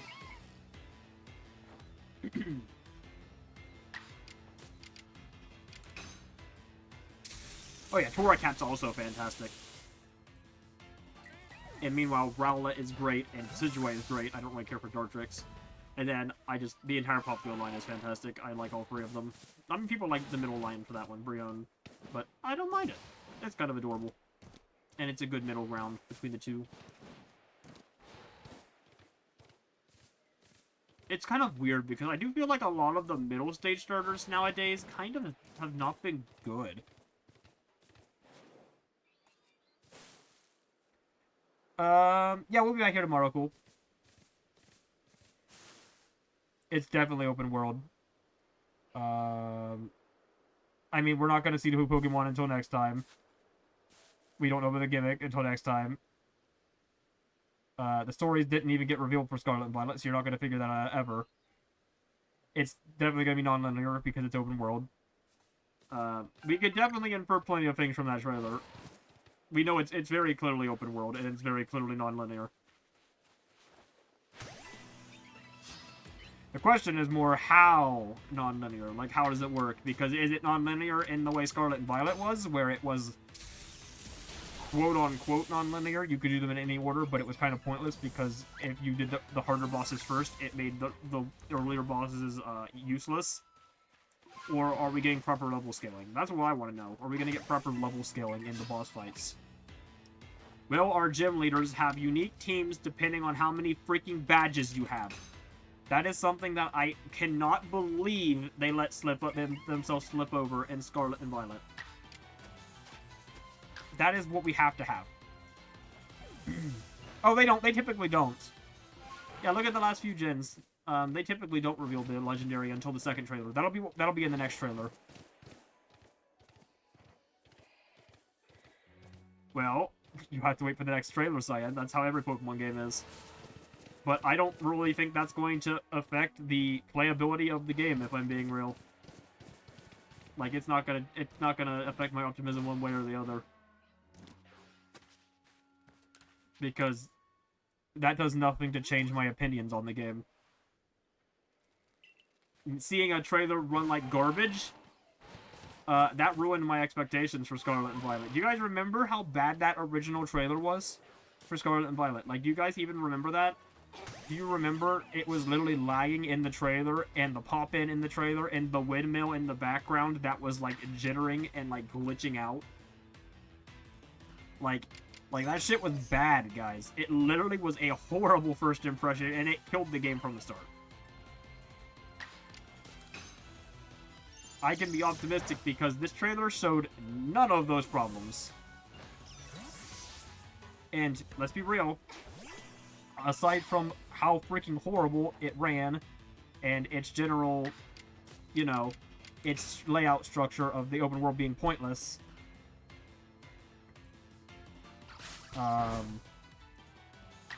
it was a good game. Like, it would have been a good game if they had just worked it out and made it not run like garbage.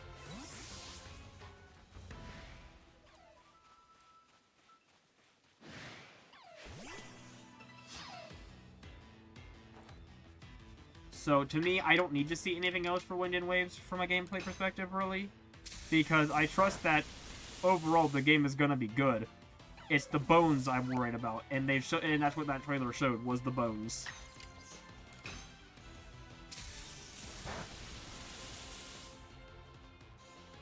So, yeah. We'll be probably waiting until February for that next trailer. But, oh well, it's fine. I was kind of hoping we'd get a spin-off in the meantime for them to drop some regulars on for this year, but they really haven't. Like, Champions has come out, nothing else has really happened. I mean, I guess they could do, like, a summer direct if they wanted to, and if they wanted to show some Wind and Waves this year, but I don't know if they will or not. I mean, they could. I just don't really think they will. If we get a new Pokemon Presents this year, at any point, expect a spin-off review at the end. Don't expect Wind and Waves.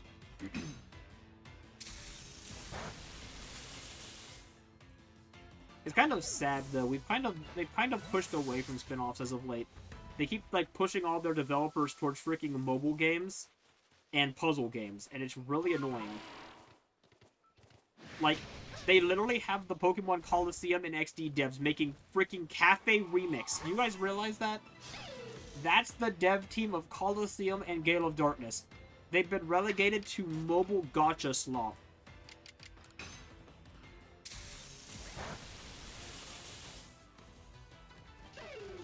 Like, can we go back to the days of getting a stadium, a Pokemon Snap, a Pokemon Mystery Dungeon, a Pokemon Ranger, a Poke Park? Like you guys remember how many freaking Gen 4 spin-offs we had? Like, it was kind of insane. And in Gen 3 and 4, like, we had Pinball in Gen 3, we had Mystery Dungeon, and then we had Troze, we had Dash, which Dash sucked, but it still counts. Then you jump to Gen 4, and you have 3 separate Ranger games. You have Mystery Dungeon, again. You have Battle Revolution on the Wii. You have a Poke Park game. Gen 5 comes around, we get another Mystery Dungeon. We get Conquest, we get a second Poke Park. Like, it was insane. And then Gen 6 just kept it rolling. We had Detective Pikachu, we had a bunch of the puzzle games that started at that point. We had Shuffle and Battle Troze, and Rumble had a new game that gen. Oh yeah, Rumble was another Gen 4 spin-off game we got. So it was kind of insane. And, like, how many Gen 9 spin-offs have we had? Have we had... Is it literally just Detective Pikachu Returns? And technically Champions, I guess, but I'm not counting mobile games. I think it's literally just Detective Pikachu Returns. I think that is the only spin-off Pokemon game we've gotten since Scarlet and Violet. And that is a damn shame. Oh yeah, we also got Pokken in Gen 6. And then we had like some Gen 7 in there too once the Switch version came out.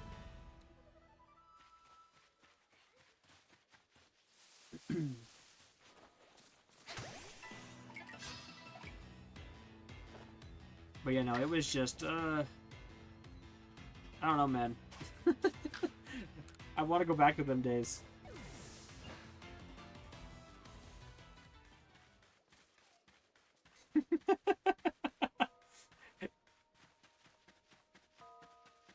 Oh yeah, Poco. I'm gonna be real. I completely forgot it existed, and it just came out like 2 months ago. Yeah, that's one. That's spinoff. Whoops, that's embarrassing.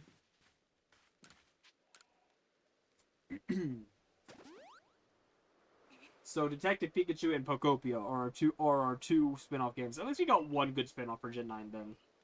Gen 8 also had one good spin-off, which was new Pokemon Snap, so... But yeah, I kind of missed the days where we had like, literally like, Gen 4 had like 6 good spin-offs. Like, it was kind of insane.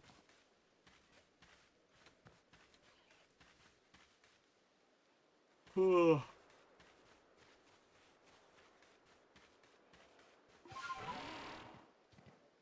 fact, let me check something real quick. Let's go to Cerebi, because Cerebi has, like, their game listings. Let me see what... Just to make sure I'm not forgetting anything else. Gen 9. Scarlet and Violet, ZA, Champions, Pokopia, Friends, which also mobile game, doesn't count, really. Cafe Remix, which isn't even... Yeah, a lot of these aren't even... TCG Pocket, I guess. But also mobile game. A lot of these are just also Gen 6 games that have been getting updated for years and years, so they are being listed in Gen 9 because they're still being updated. So yeah, it's... Yeah, for Gen 9, new games, we'll even include the spinoffs, like on mobile, the mobile ones. Every game is Scarlet and Violet, Legend ZA, Champions, Pokopia, Friends, Detective Pikachu Returns. And maybe Pokemon Sleep. I can't remember if that was Gen 9 or Gen 8.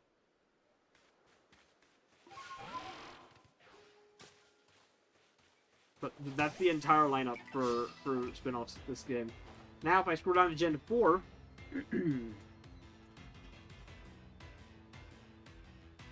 we had Diamond and Pearl, Platinum, Purple, Soul Silver, Ranger, Ranger 2, Ranger 3, Rumble, the 3 WiiWare Mystery Dungeon games, Pokepark 1, Pokemon Battle Revolution, Explorers of Time, Darkness, and Sky, Shadows of Omnia, My Pokemon Ranch, and I think that's it for Gen 4.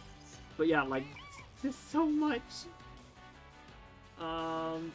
Gen 3 had Coliseum, XD, Ruby Sapphire, Emerald, Fire Red Leaf Green, Dash, Channel, Pinball, Ruby Sapphire. Oh wait, Ranger 1 was Gen 3, that's right.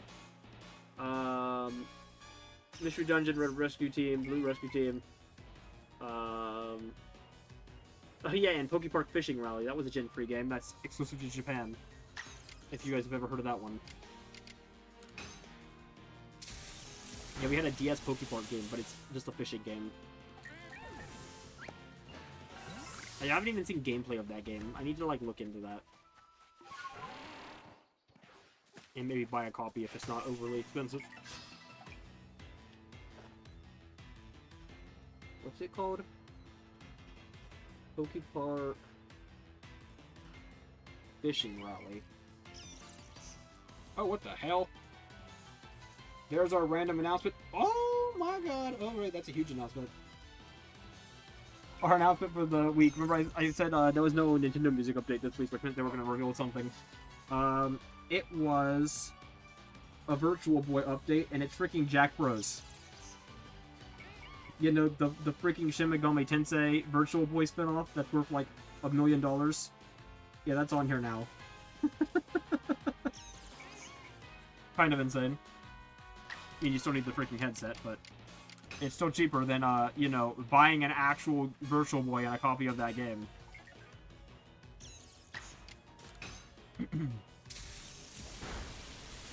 Yeah, I think they're gonna... They added, like, freaking, like...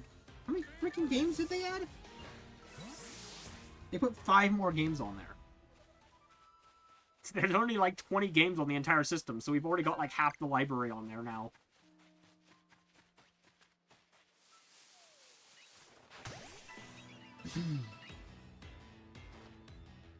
Ooh, the Latios update for Pokemon Sleep is happening soon, too. I wonder what song they're gonna remix for that one. We got a Heroes remix for the last one. I wonder if we get another Heroes remix this time. I was fanboying for that Heroes remix. That's like my favorite Pokemon movie.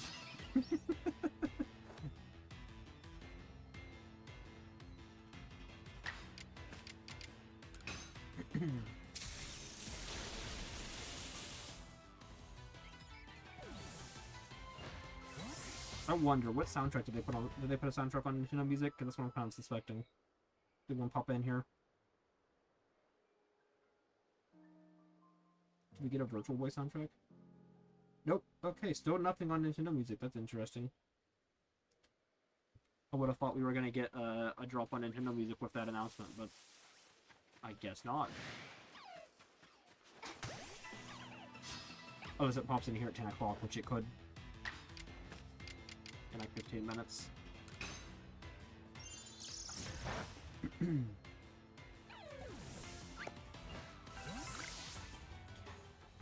I think we talked about it before, but you guys, all the canceled games for the Virtual Boy are crazy. You guys know there was a freaking Mario Kart game in development for that thing? They were gonna make a Virtual Boy Mario Kart. Like, can you imagine the timeline where that existed? Like, as it is, the Virtual Boy had, like, 0 system sellers. It had, like, 1 decent one. It had the Virtual Boy Wario Land, which is, like, the best game on the system. But, like, and we had, like, Mario Tennis, but no one cared about that. Like, imagine they put a full-blown Mario Kart on the Virtual Boy. That would have been an actual system seller. And it probably would have sold quite a few Virtual Boys. It still would have been a failure, but... Like, again, it's still a Virtual Boy. It wouldn't have succeeded by any means, but... A timeline with that, I bet you it would have sold another 1 million units of consoles on there. Which, again, doesn't really help the Virtual Boy much, but... Given that thing, how many Virtual Boys sold? Like 8 million total? Like, another 1 million is quite a significant boost to its overall sales. Virtual Boy console sales. Yikes. Never mind, it only sold 770,000 units. That is really bad. And never mind. That is... Oh, I just clicked the wrong move. Whoops, sorry, Starlu, you died for nothing. It didn't even sell 1 million, so it might have added another 250,000 to the console lineup. Which, let's be real, by itself would have been pretty freaking significant. It would have pushed it over 1 million units sold.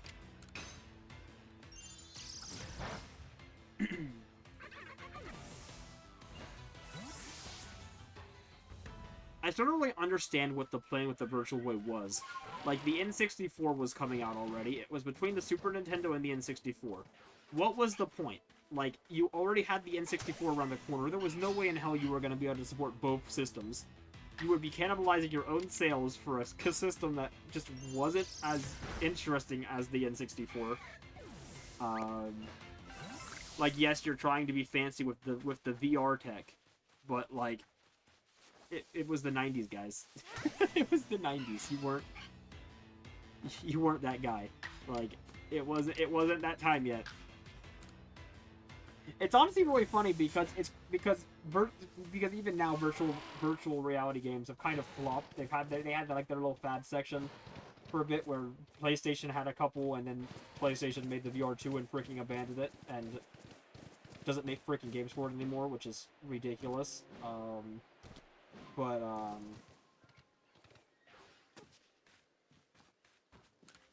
I honestly think the only company that could do something with VR to make it interesting again is Nintendo. Does it not feel like Nintendo would be the gimmicky kind of company to reinvent VR and do something wacky with it? Whether it succeeds or not, they would be the one. The fact they tried in the 90s should be proof enough of that. But I honestly think that the Virtual Boy failing so bad has kind of scared them off of VR entirely. They kind of did a little bit of stuff kind of with it with the freaking VR goggles on the Switch VR Labo, but that was clearly just like a silly little tech demo type thing more than anything.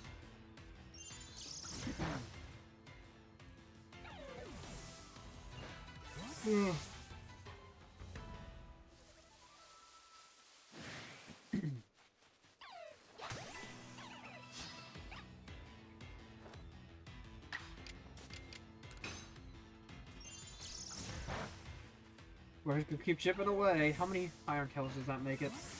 Oh, we're one Iron Tail away. Oh my god, we're about to be done with Iron Tail.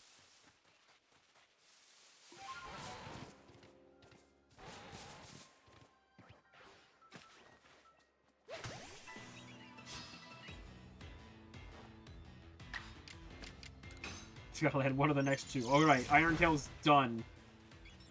Hooray. Freedom. And we're at 38 out of 70 funders, so we're about halfway. Thankfully, these last 32 funders should be much faster than the first half, because we're only doing funders now and not also doing Iron Tails. So in theory, it should be twice as fast.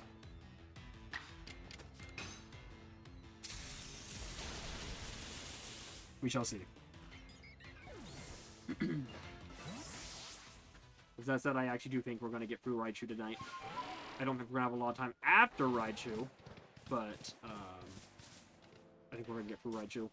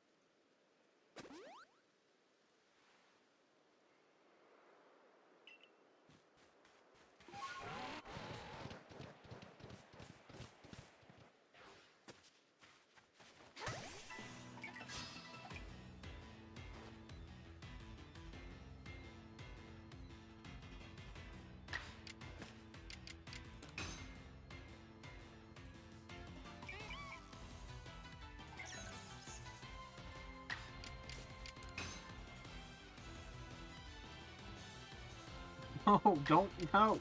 Stop dodging.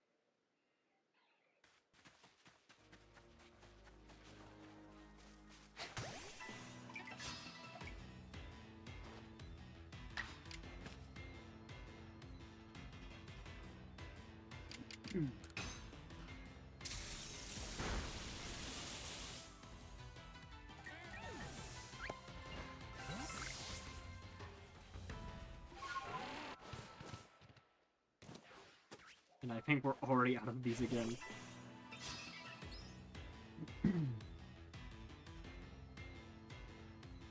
Oh god, I just saw a horrible fun fact. Nope, I don't like that. Hey guys, hey guys, hey guys, guess what?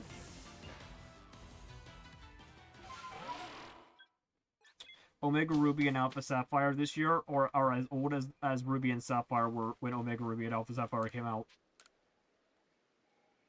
Time to remake Gen 3 again, guys. Holy shit, I don't like this information.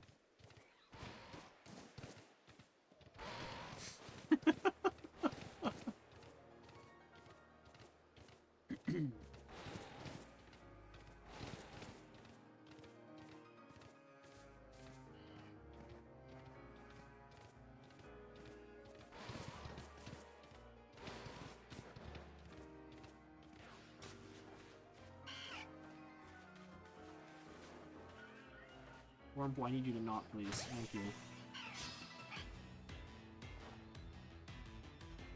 I actually don't remember playing them when they came out. I didn't play them when they came out. My first game I played when it came out was Pokemon Platinum, actually. I got my copy of Ruby and Sapphire as hand-me-downs. That's what you get.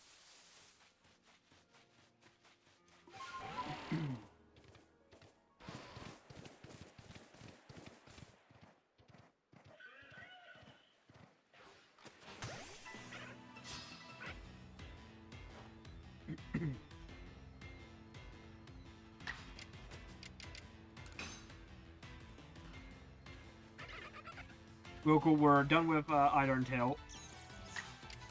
We're slowly chipping away at Thunder.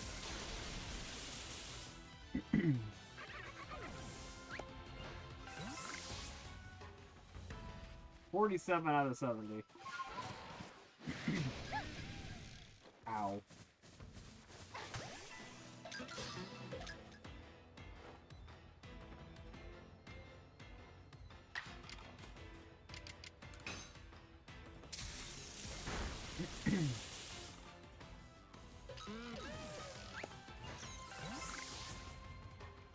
Oh god. Pokemon Black and White are older now than Gen 1 was when Black and White released. Please don't say that. That's abysmal knowledge that I did not need to know. And it's completely true. Now that I'm thinking about the dates. Oh god.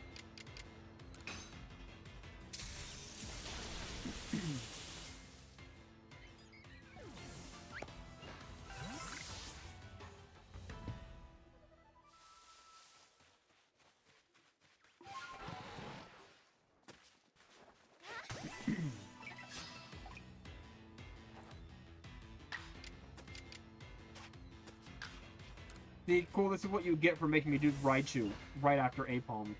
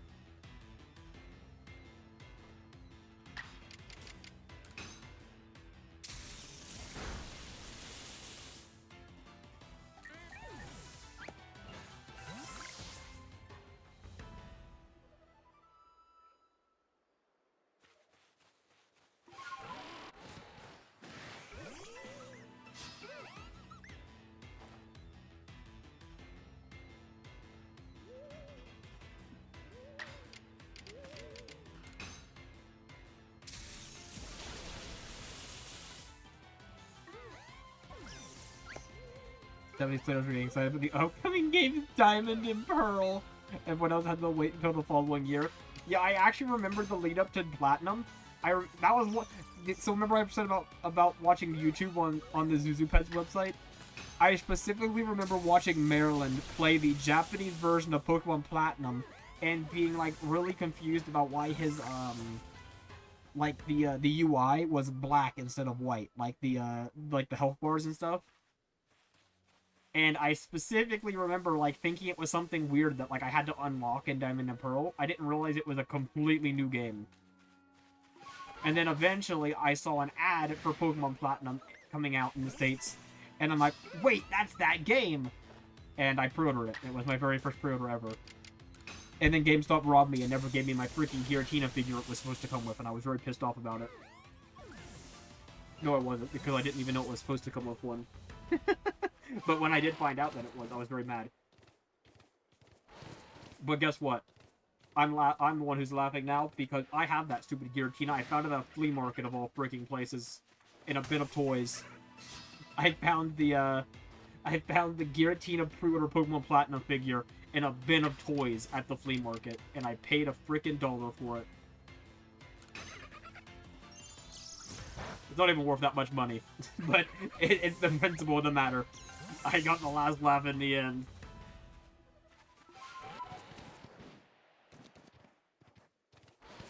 It's over there sitting on my DS shelf. I'm looking at it. It's a very cool figure. It's the kind of figure they would give you in the TCG boxes for a while, in like Gen 6. I'll have to take a picture of it. It's a very cool. It's like an Origin Form Giratina figure. I'll post it in the game channel after the stream. Or, you know, you could just look it up. That works too. But that's less fun.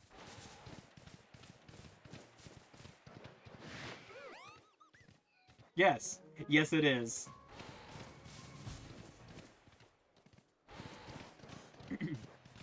Actually, that GameStop's been out of business for a while. I think that was the GameStop that used to be in my local mall. And that entire mall doesn't even exist anymore, so that's saying something. Yeah, I think that was the mall GameStop, because that mall closed shortly after that point, if I recall. I remember digging through the PS2 clearance bin they had when they were closing, and they had like all kinds of PS2 games for like $1 a piece. It was insane. Like literally hundreds of like loose PS2 games, just in sleeves with like 99-cent stickers on them.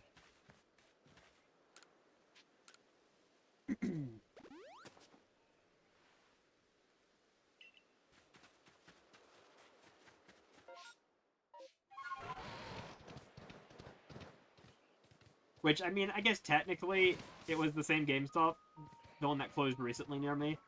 Because when they closed in the mall, they ended up just moving locations.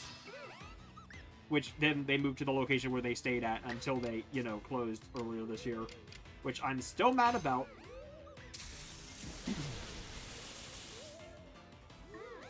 So a box for a Dreamcast controller. So it had an EB Games price sticker on it. Oh my god.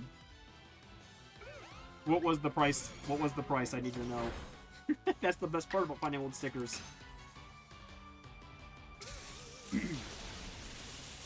I got a copy of GTA 4 at a yard sale one time, and it had the original receipt in it where they paid like $60 for it. Which I think is hilarious, because, like, no one pays freaking $60 for GTA 4 anymore. I think it's still in there. I don't know which one. I don't remember which copy it was, though. I have them off, so I'm not going to be looking for it right now. But yeah, I like, whenever I find receipts in games, I leave the receipts in there, because I think they're kind of neat. I have a couple games with receipts in them now. Doesn't happen often, but it does happen.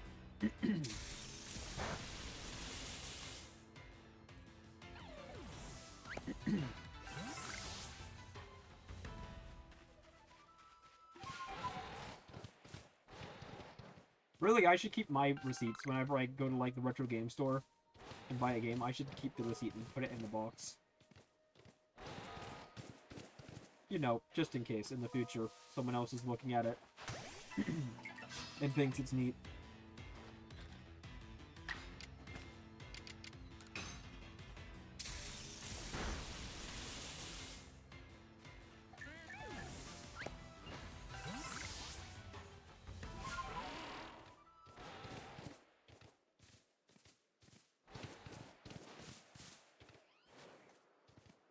Oh,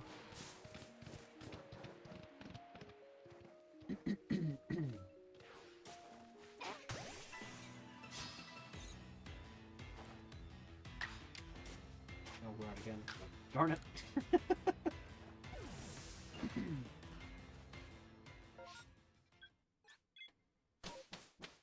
Oh wait, I still have a marker on this Blissey. Hold on. No way, we don't do that anymore.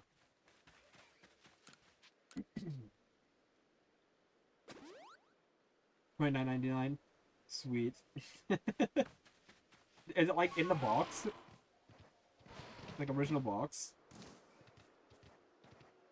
Yeah, box 4 drink. Yeah, that's crazy. Were there any Dreamcast games in there? In that like box of goodies, or like what all was in there?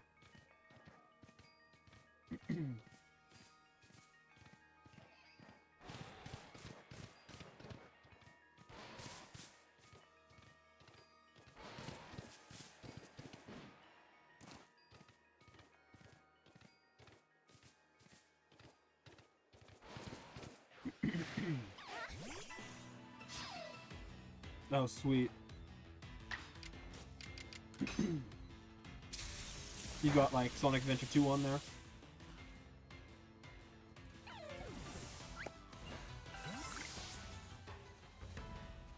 Oh.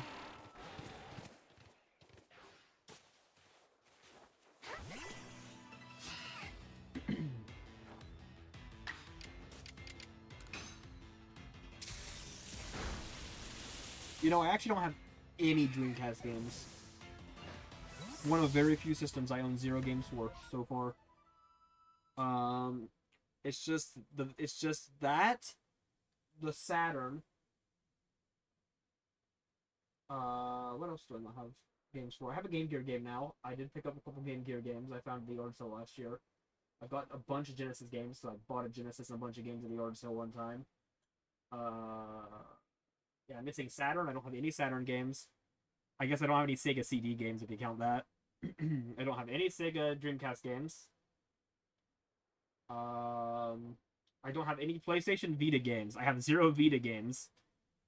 I didn't have any PSP games either, but I finally bought one when I redid my gaming shelves because I needed to make sure the size of the PSP game cases wasn't different and needed like specially sized shelves, but it did not. So that's all good. But I ended up buying a sealed copy of Monster Hunter Freedom because I found a copy for like freaking $12 sealed. So that was like a no-brainer. So I have a PSP game now.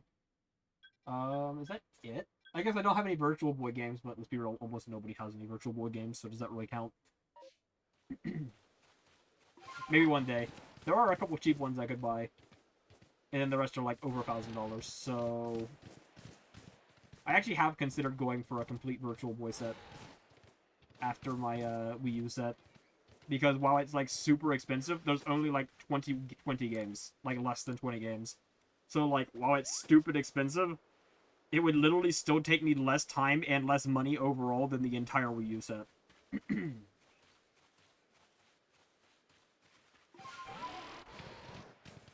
course, I'd have to also go out and buy an actual Virtual Boy at that point too, which is like $800 freaking dollars. So, that's kind of an oof. So, I don't know, maybe in the future. Like I said, I'm still kind of deciding what console to go after. After I finish the Wii U set. Which I'm pretty much in a very nice spot on the Wii U set now that I've got Devil's Bird out of the way. I have a bunch of cheap games. That's nice.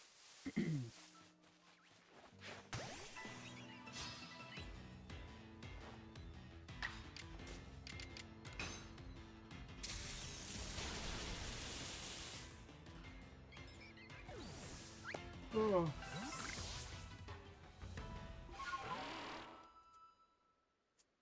You know what I wonder?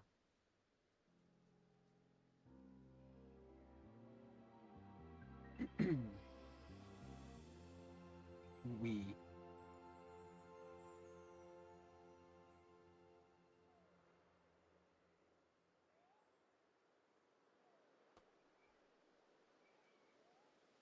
What the hell? The most expensive Wii game is Cyberbike Magnetic Edition. And it's literally a fitness game that comes with a whole ass fitness bike. like a whole ass one of those like pedal bikes. What the fuck? What? Why would you bundle that with a... That's insane. It's $550. And then there's the Club Penguin Game Day 5th Anniversary Limited Edition, which goes for a whopping $500. And then it's Madden 09 on the Wii. Madden 09 All Play the Breast Cancer Awareness Slipcover variant. Huh. Oh yeah, it's got like a fancy...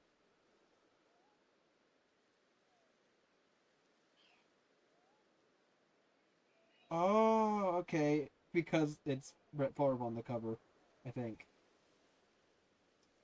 And it was like it was like a fundraiser for his charity. So if it had its cover, the sale of that game went to his charity. I see. That's rare. Sonic Adventure 1 and 2, Sonic Shuffle. Oh, that's an interesting one.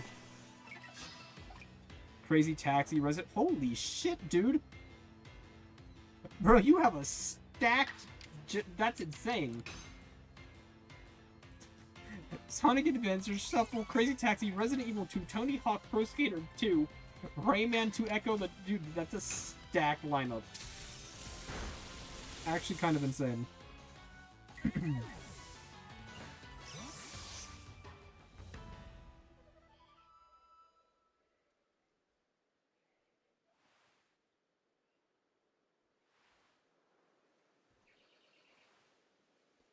What else? Okay, the most expensive standalone Wii game that is not like a bundle or like a not for resale demo disc or, you know, Guitar Hero with a guitar and a drum kit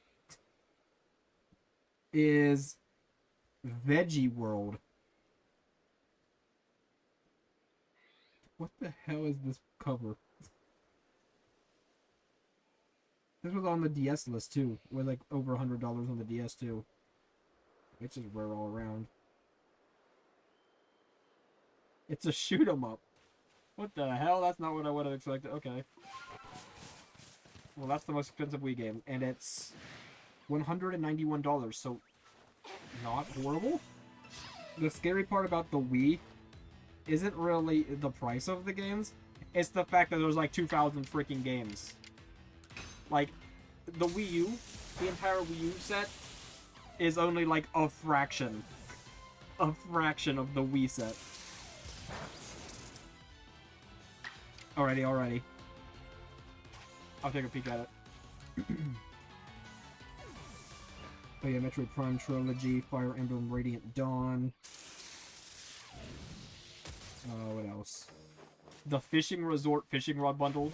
Fishing Resort, that was one I saw get a retro achievement set. I was kind of curious about it because it actually looks kind of interesting.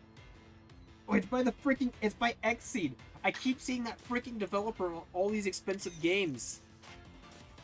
I think they made something really good lately, and I can't remember what it was.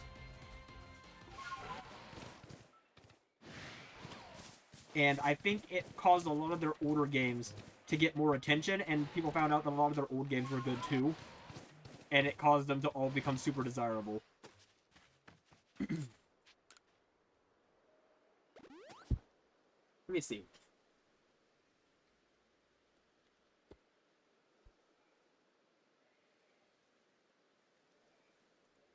That right here.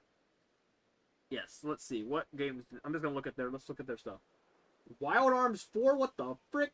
That was their first game? Their first game was Wild Arms 4. Okay. Shadow Hearts. Valhalla Knights. Dungeon Maker Hunting Grounds on the PSP. Yeah, I think these are all going to be Wild Arms 5. I think it's all going to be really expensive games.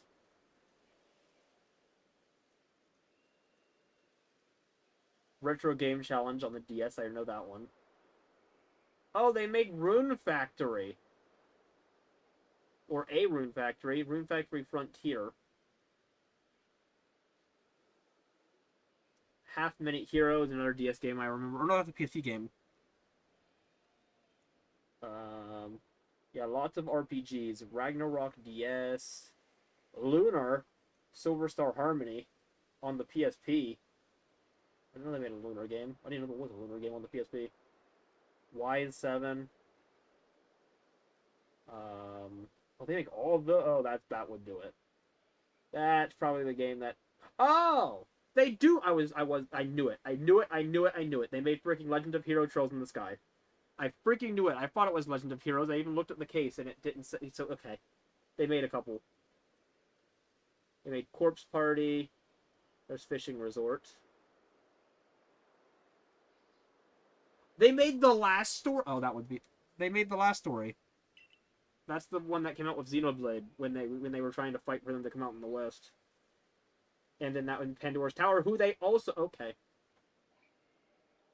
Which they publish this stuff, by the way. They are not developing it. But, like, they publish all these really good games. Yeah, so they published Trails in the Sky. The one that, the one that came out recently and was super, super valuable. Yeah, and Trails of Cool. So they do a lot of the Legends of Heroes stuff. Except for, apparently, the one I own. They didn't do that one. And they did No More Heroes, Travis Strikes Again on Switch. Daemon X Machina was them too. Oh yeah, because they changed to... It was Marvelous, who is also them. I think is like their actual developers. Oh, and they did Oh, yeah, okay, yep, I see it. Yeah, I'm looking at a lot of these recent games, and these are all games I recognize. Rune Factory 5. Story of Seasons. Grand Blue Fantasy Versus. No More Heroes 3.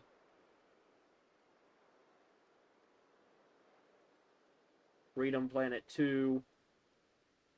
Yeah, okay. And the new Rune Factory that just came out. Yeah, okay. That tracks. Alright, here, let me see this picture you sent. Holy crap, you got a lot. You get the Buzz Lightyear Star Command. Namco Museum. You got RE3 on there too? Dude, you got expensive games on here. You got some pricey stuff. Wing Commander. Yeah, no, that's a solid stack. I didn't even know those Resident Evils were on there. What did those go for?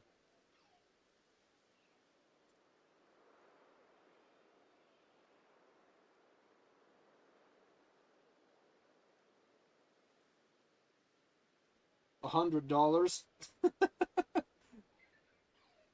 for Resident Evil 3.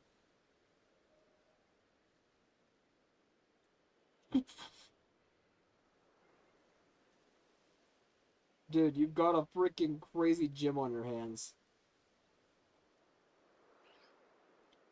Hey Pyro, did you know that your Dreamcast version of Resident Evil 2 was worth $200? Just wanted to... If you weren't aware, I want to make you aware. Yeah, it's worth 200 freaking dollars.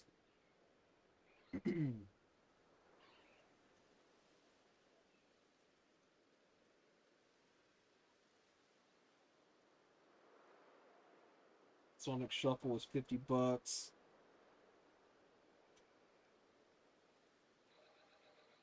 Sonic Adventure 2 is $200.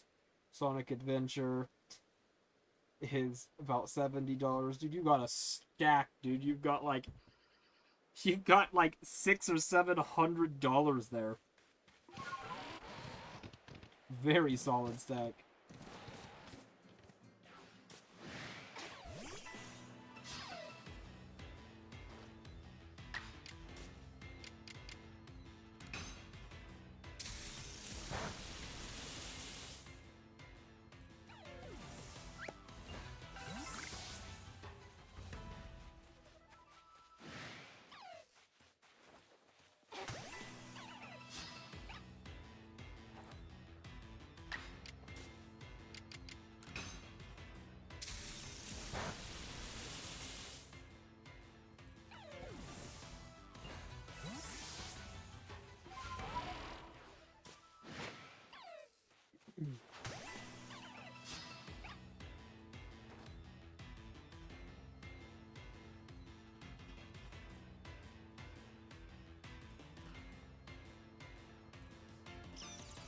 What is Echo the Dolphin?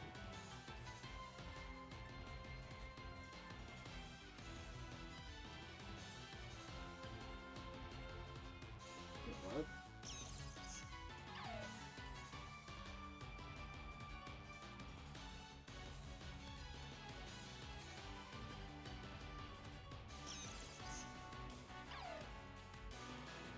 Oh, there it is.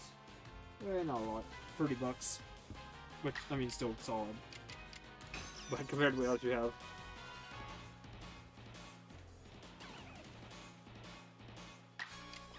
Oh, Raichu, please, I'm begging you, why?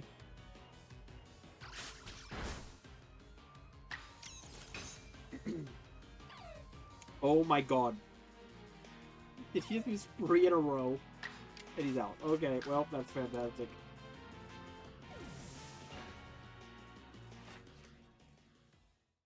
We only need to land 4 more and we're free.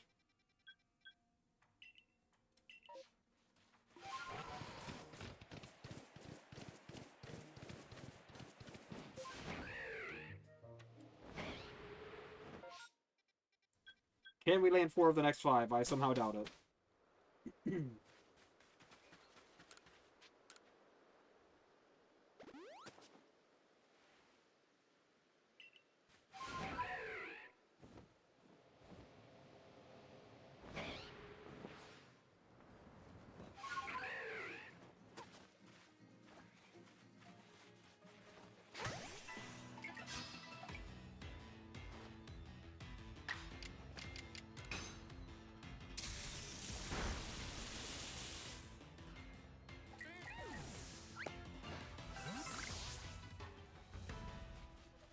Okay.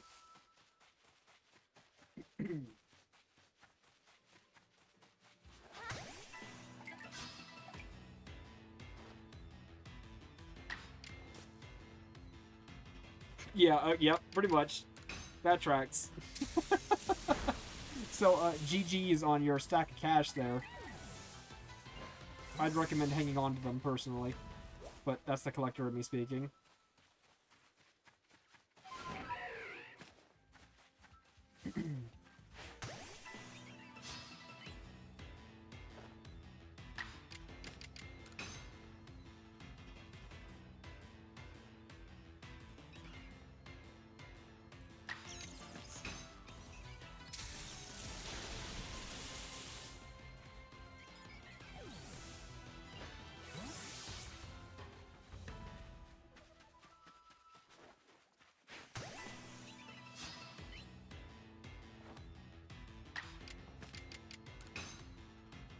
No. Raichu, I swear to God, buddy, we're so close. You just gotta land a couple more. He just needed one more, man. Raichu, please.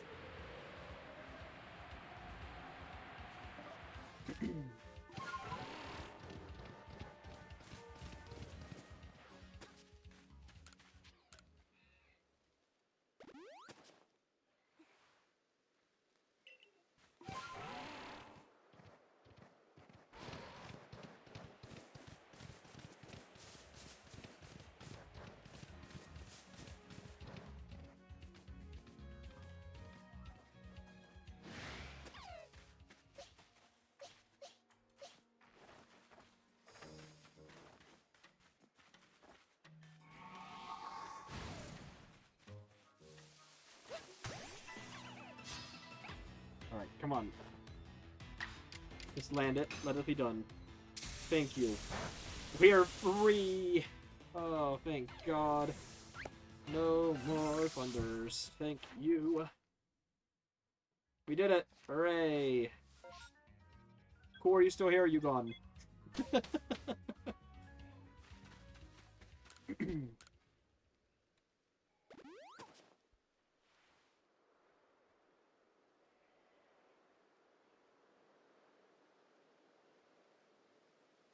He might be gone.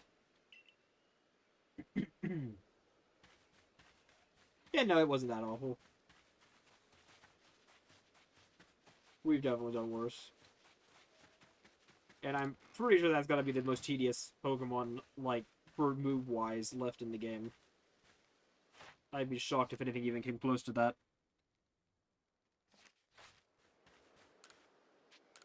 Honestly, that might be the worst in the game, like, overall, as far as just moves that go.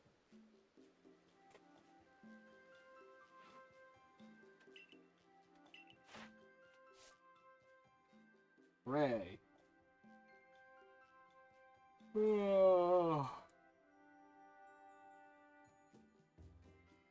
Alright, Raichu's perfect. Let me update the perfect tracker to 131.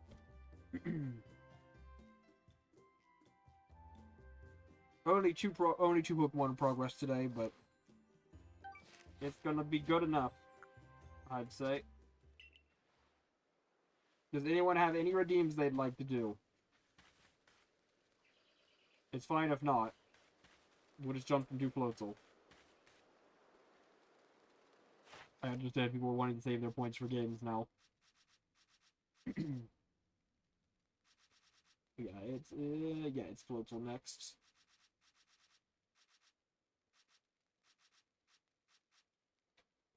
What do we need for Floatzel? Catch the Alpha one more time. Catch 15 total, so we need a few more. Knock out 23 more. 20 had to be grass moves. And then we're actually almost done with his moves already. So that's kind of easy. Alright, let's go do that, I guess. Where's the Alpha? Over here.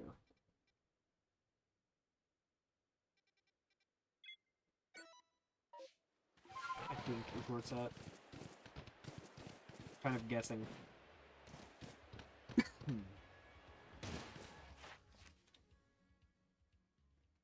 We can catch normal Floatzels, I think, in the coast ones. So we're just gonna go there.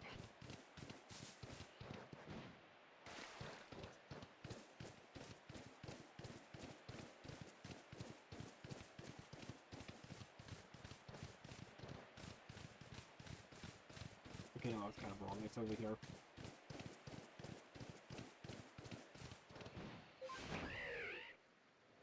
Right?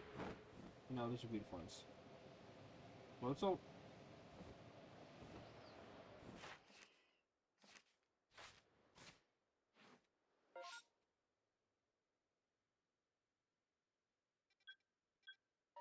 Maybe they stand here on the other end.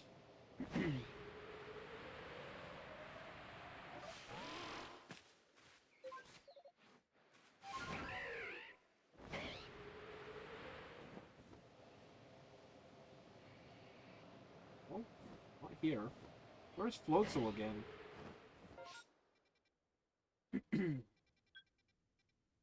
Is it here? It could be there. Across the river that way. Yeah, I think it's here. This looks familiar. Yeah, it's this. This is the spot. Yep, there you are.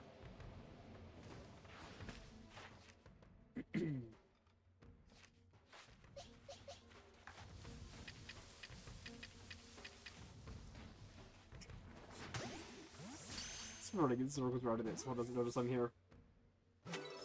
Alright, there's that. We need to catch 3 more. Or no, not 3 more. We need to catch 8 more. But we got the Alpha caught. Defeat to Brassmooth 20. Oh, okay. Let's get out of here. Oh, there's another distortion spawning.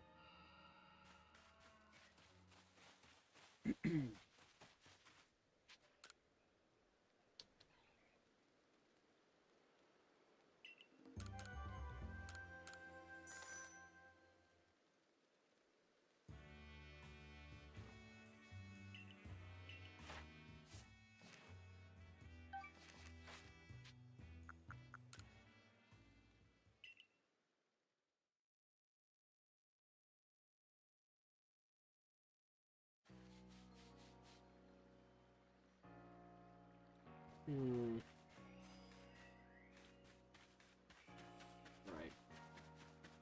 You know what? I think we're gonna end here, I think. We did start late, and I'm tired. I've been yawning this whole stream. And I'm kind of thinking about it, and I'm like, I think we're gonna end here. We will continue tomorrow with, presumably, Floatzel, unless Cool jumps in and has something for us right at the start, but... Otherwise, it'll be Floatzel, who shouldn't take very long. And then I think it's Burmy, which is, like, super fast, because it's literally just, like, use 10 moves and it's done. But, yep, we're getting there, little by little. So I will see you guys tomorrow, and hey, have a good night, alright? I'll see you then.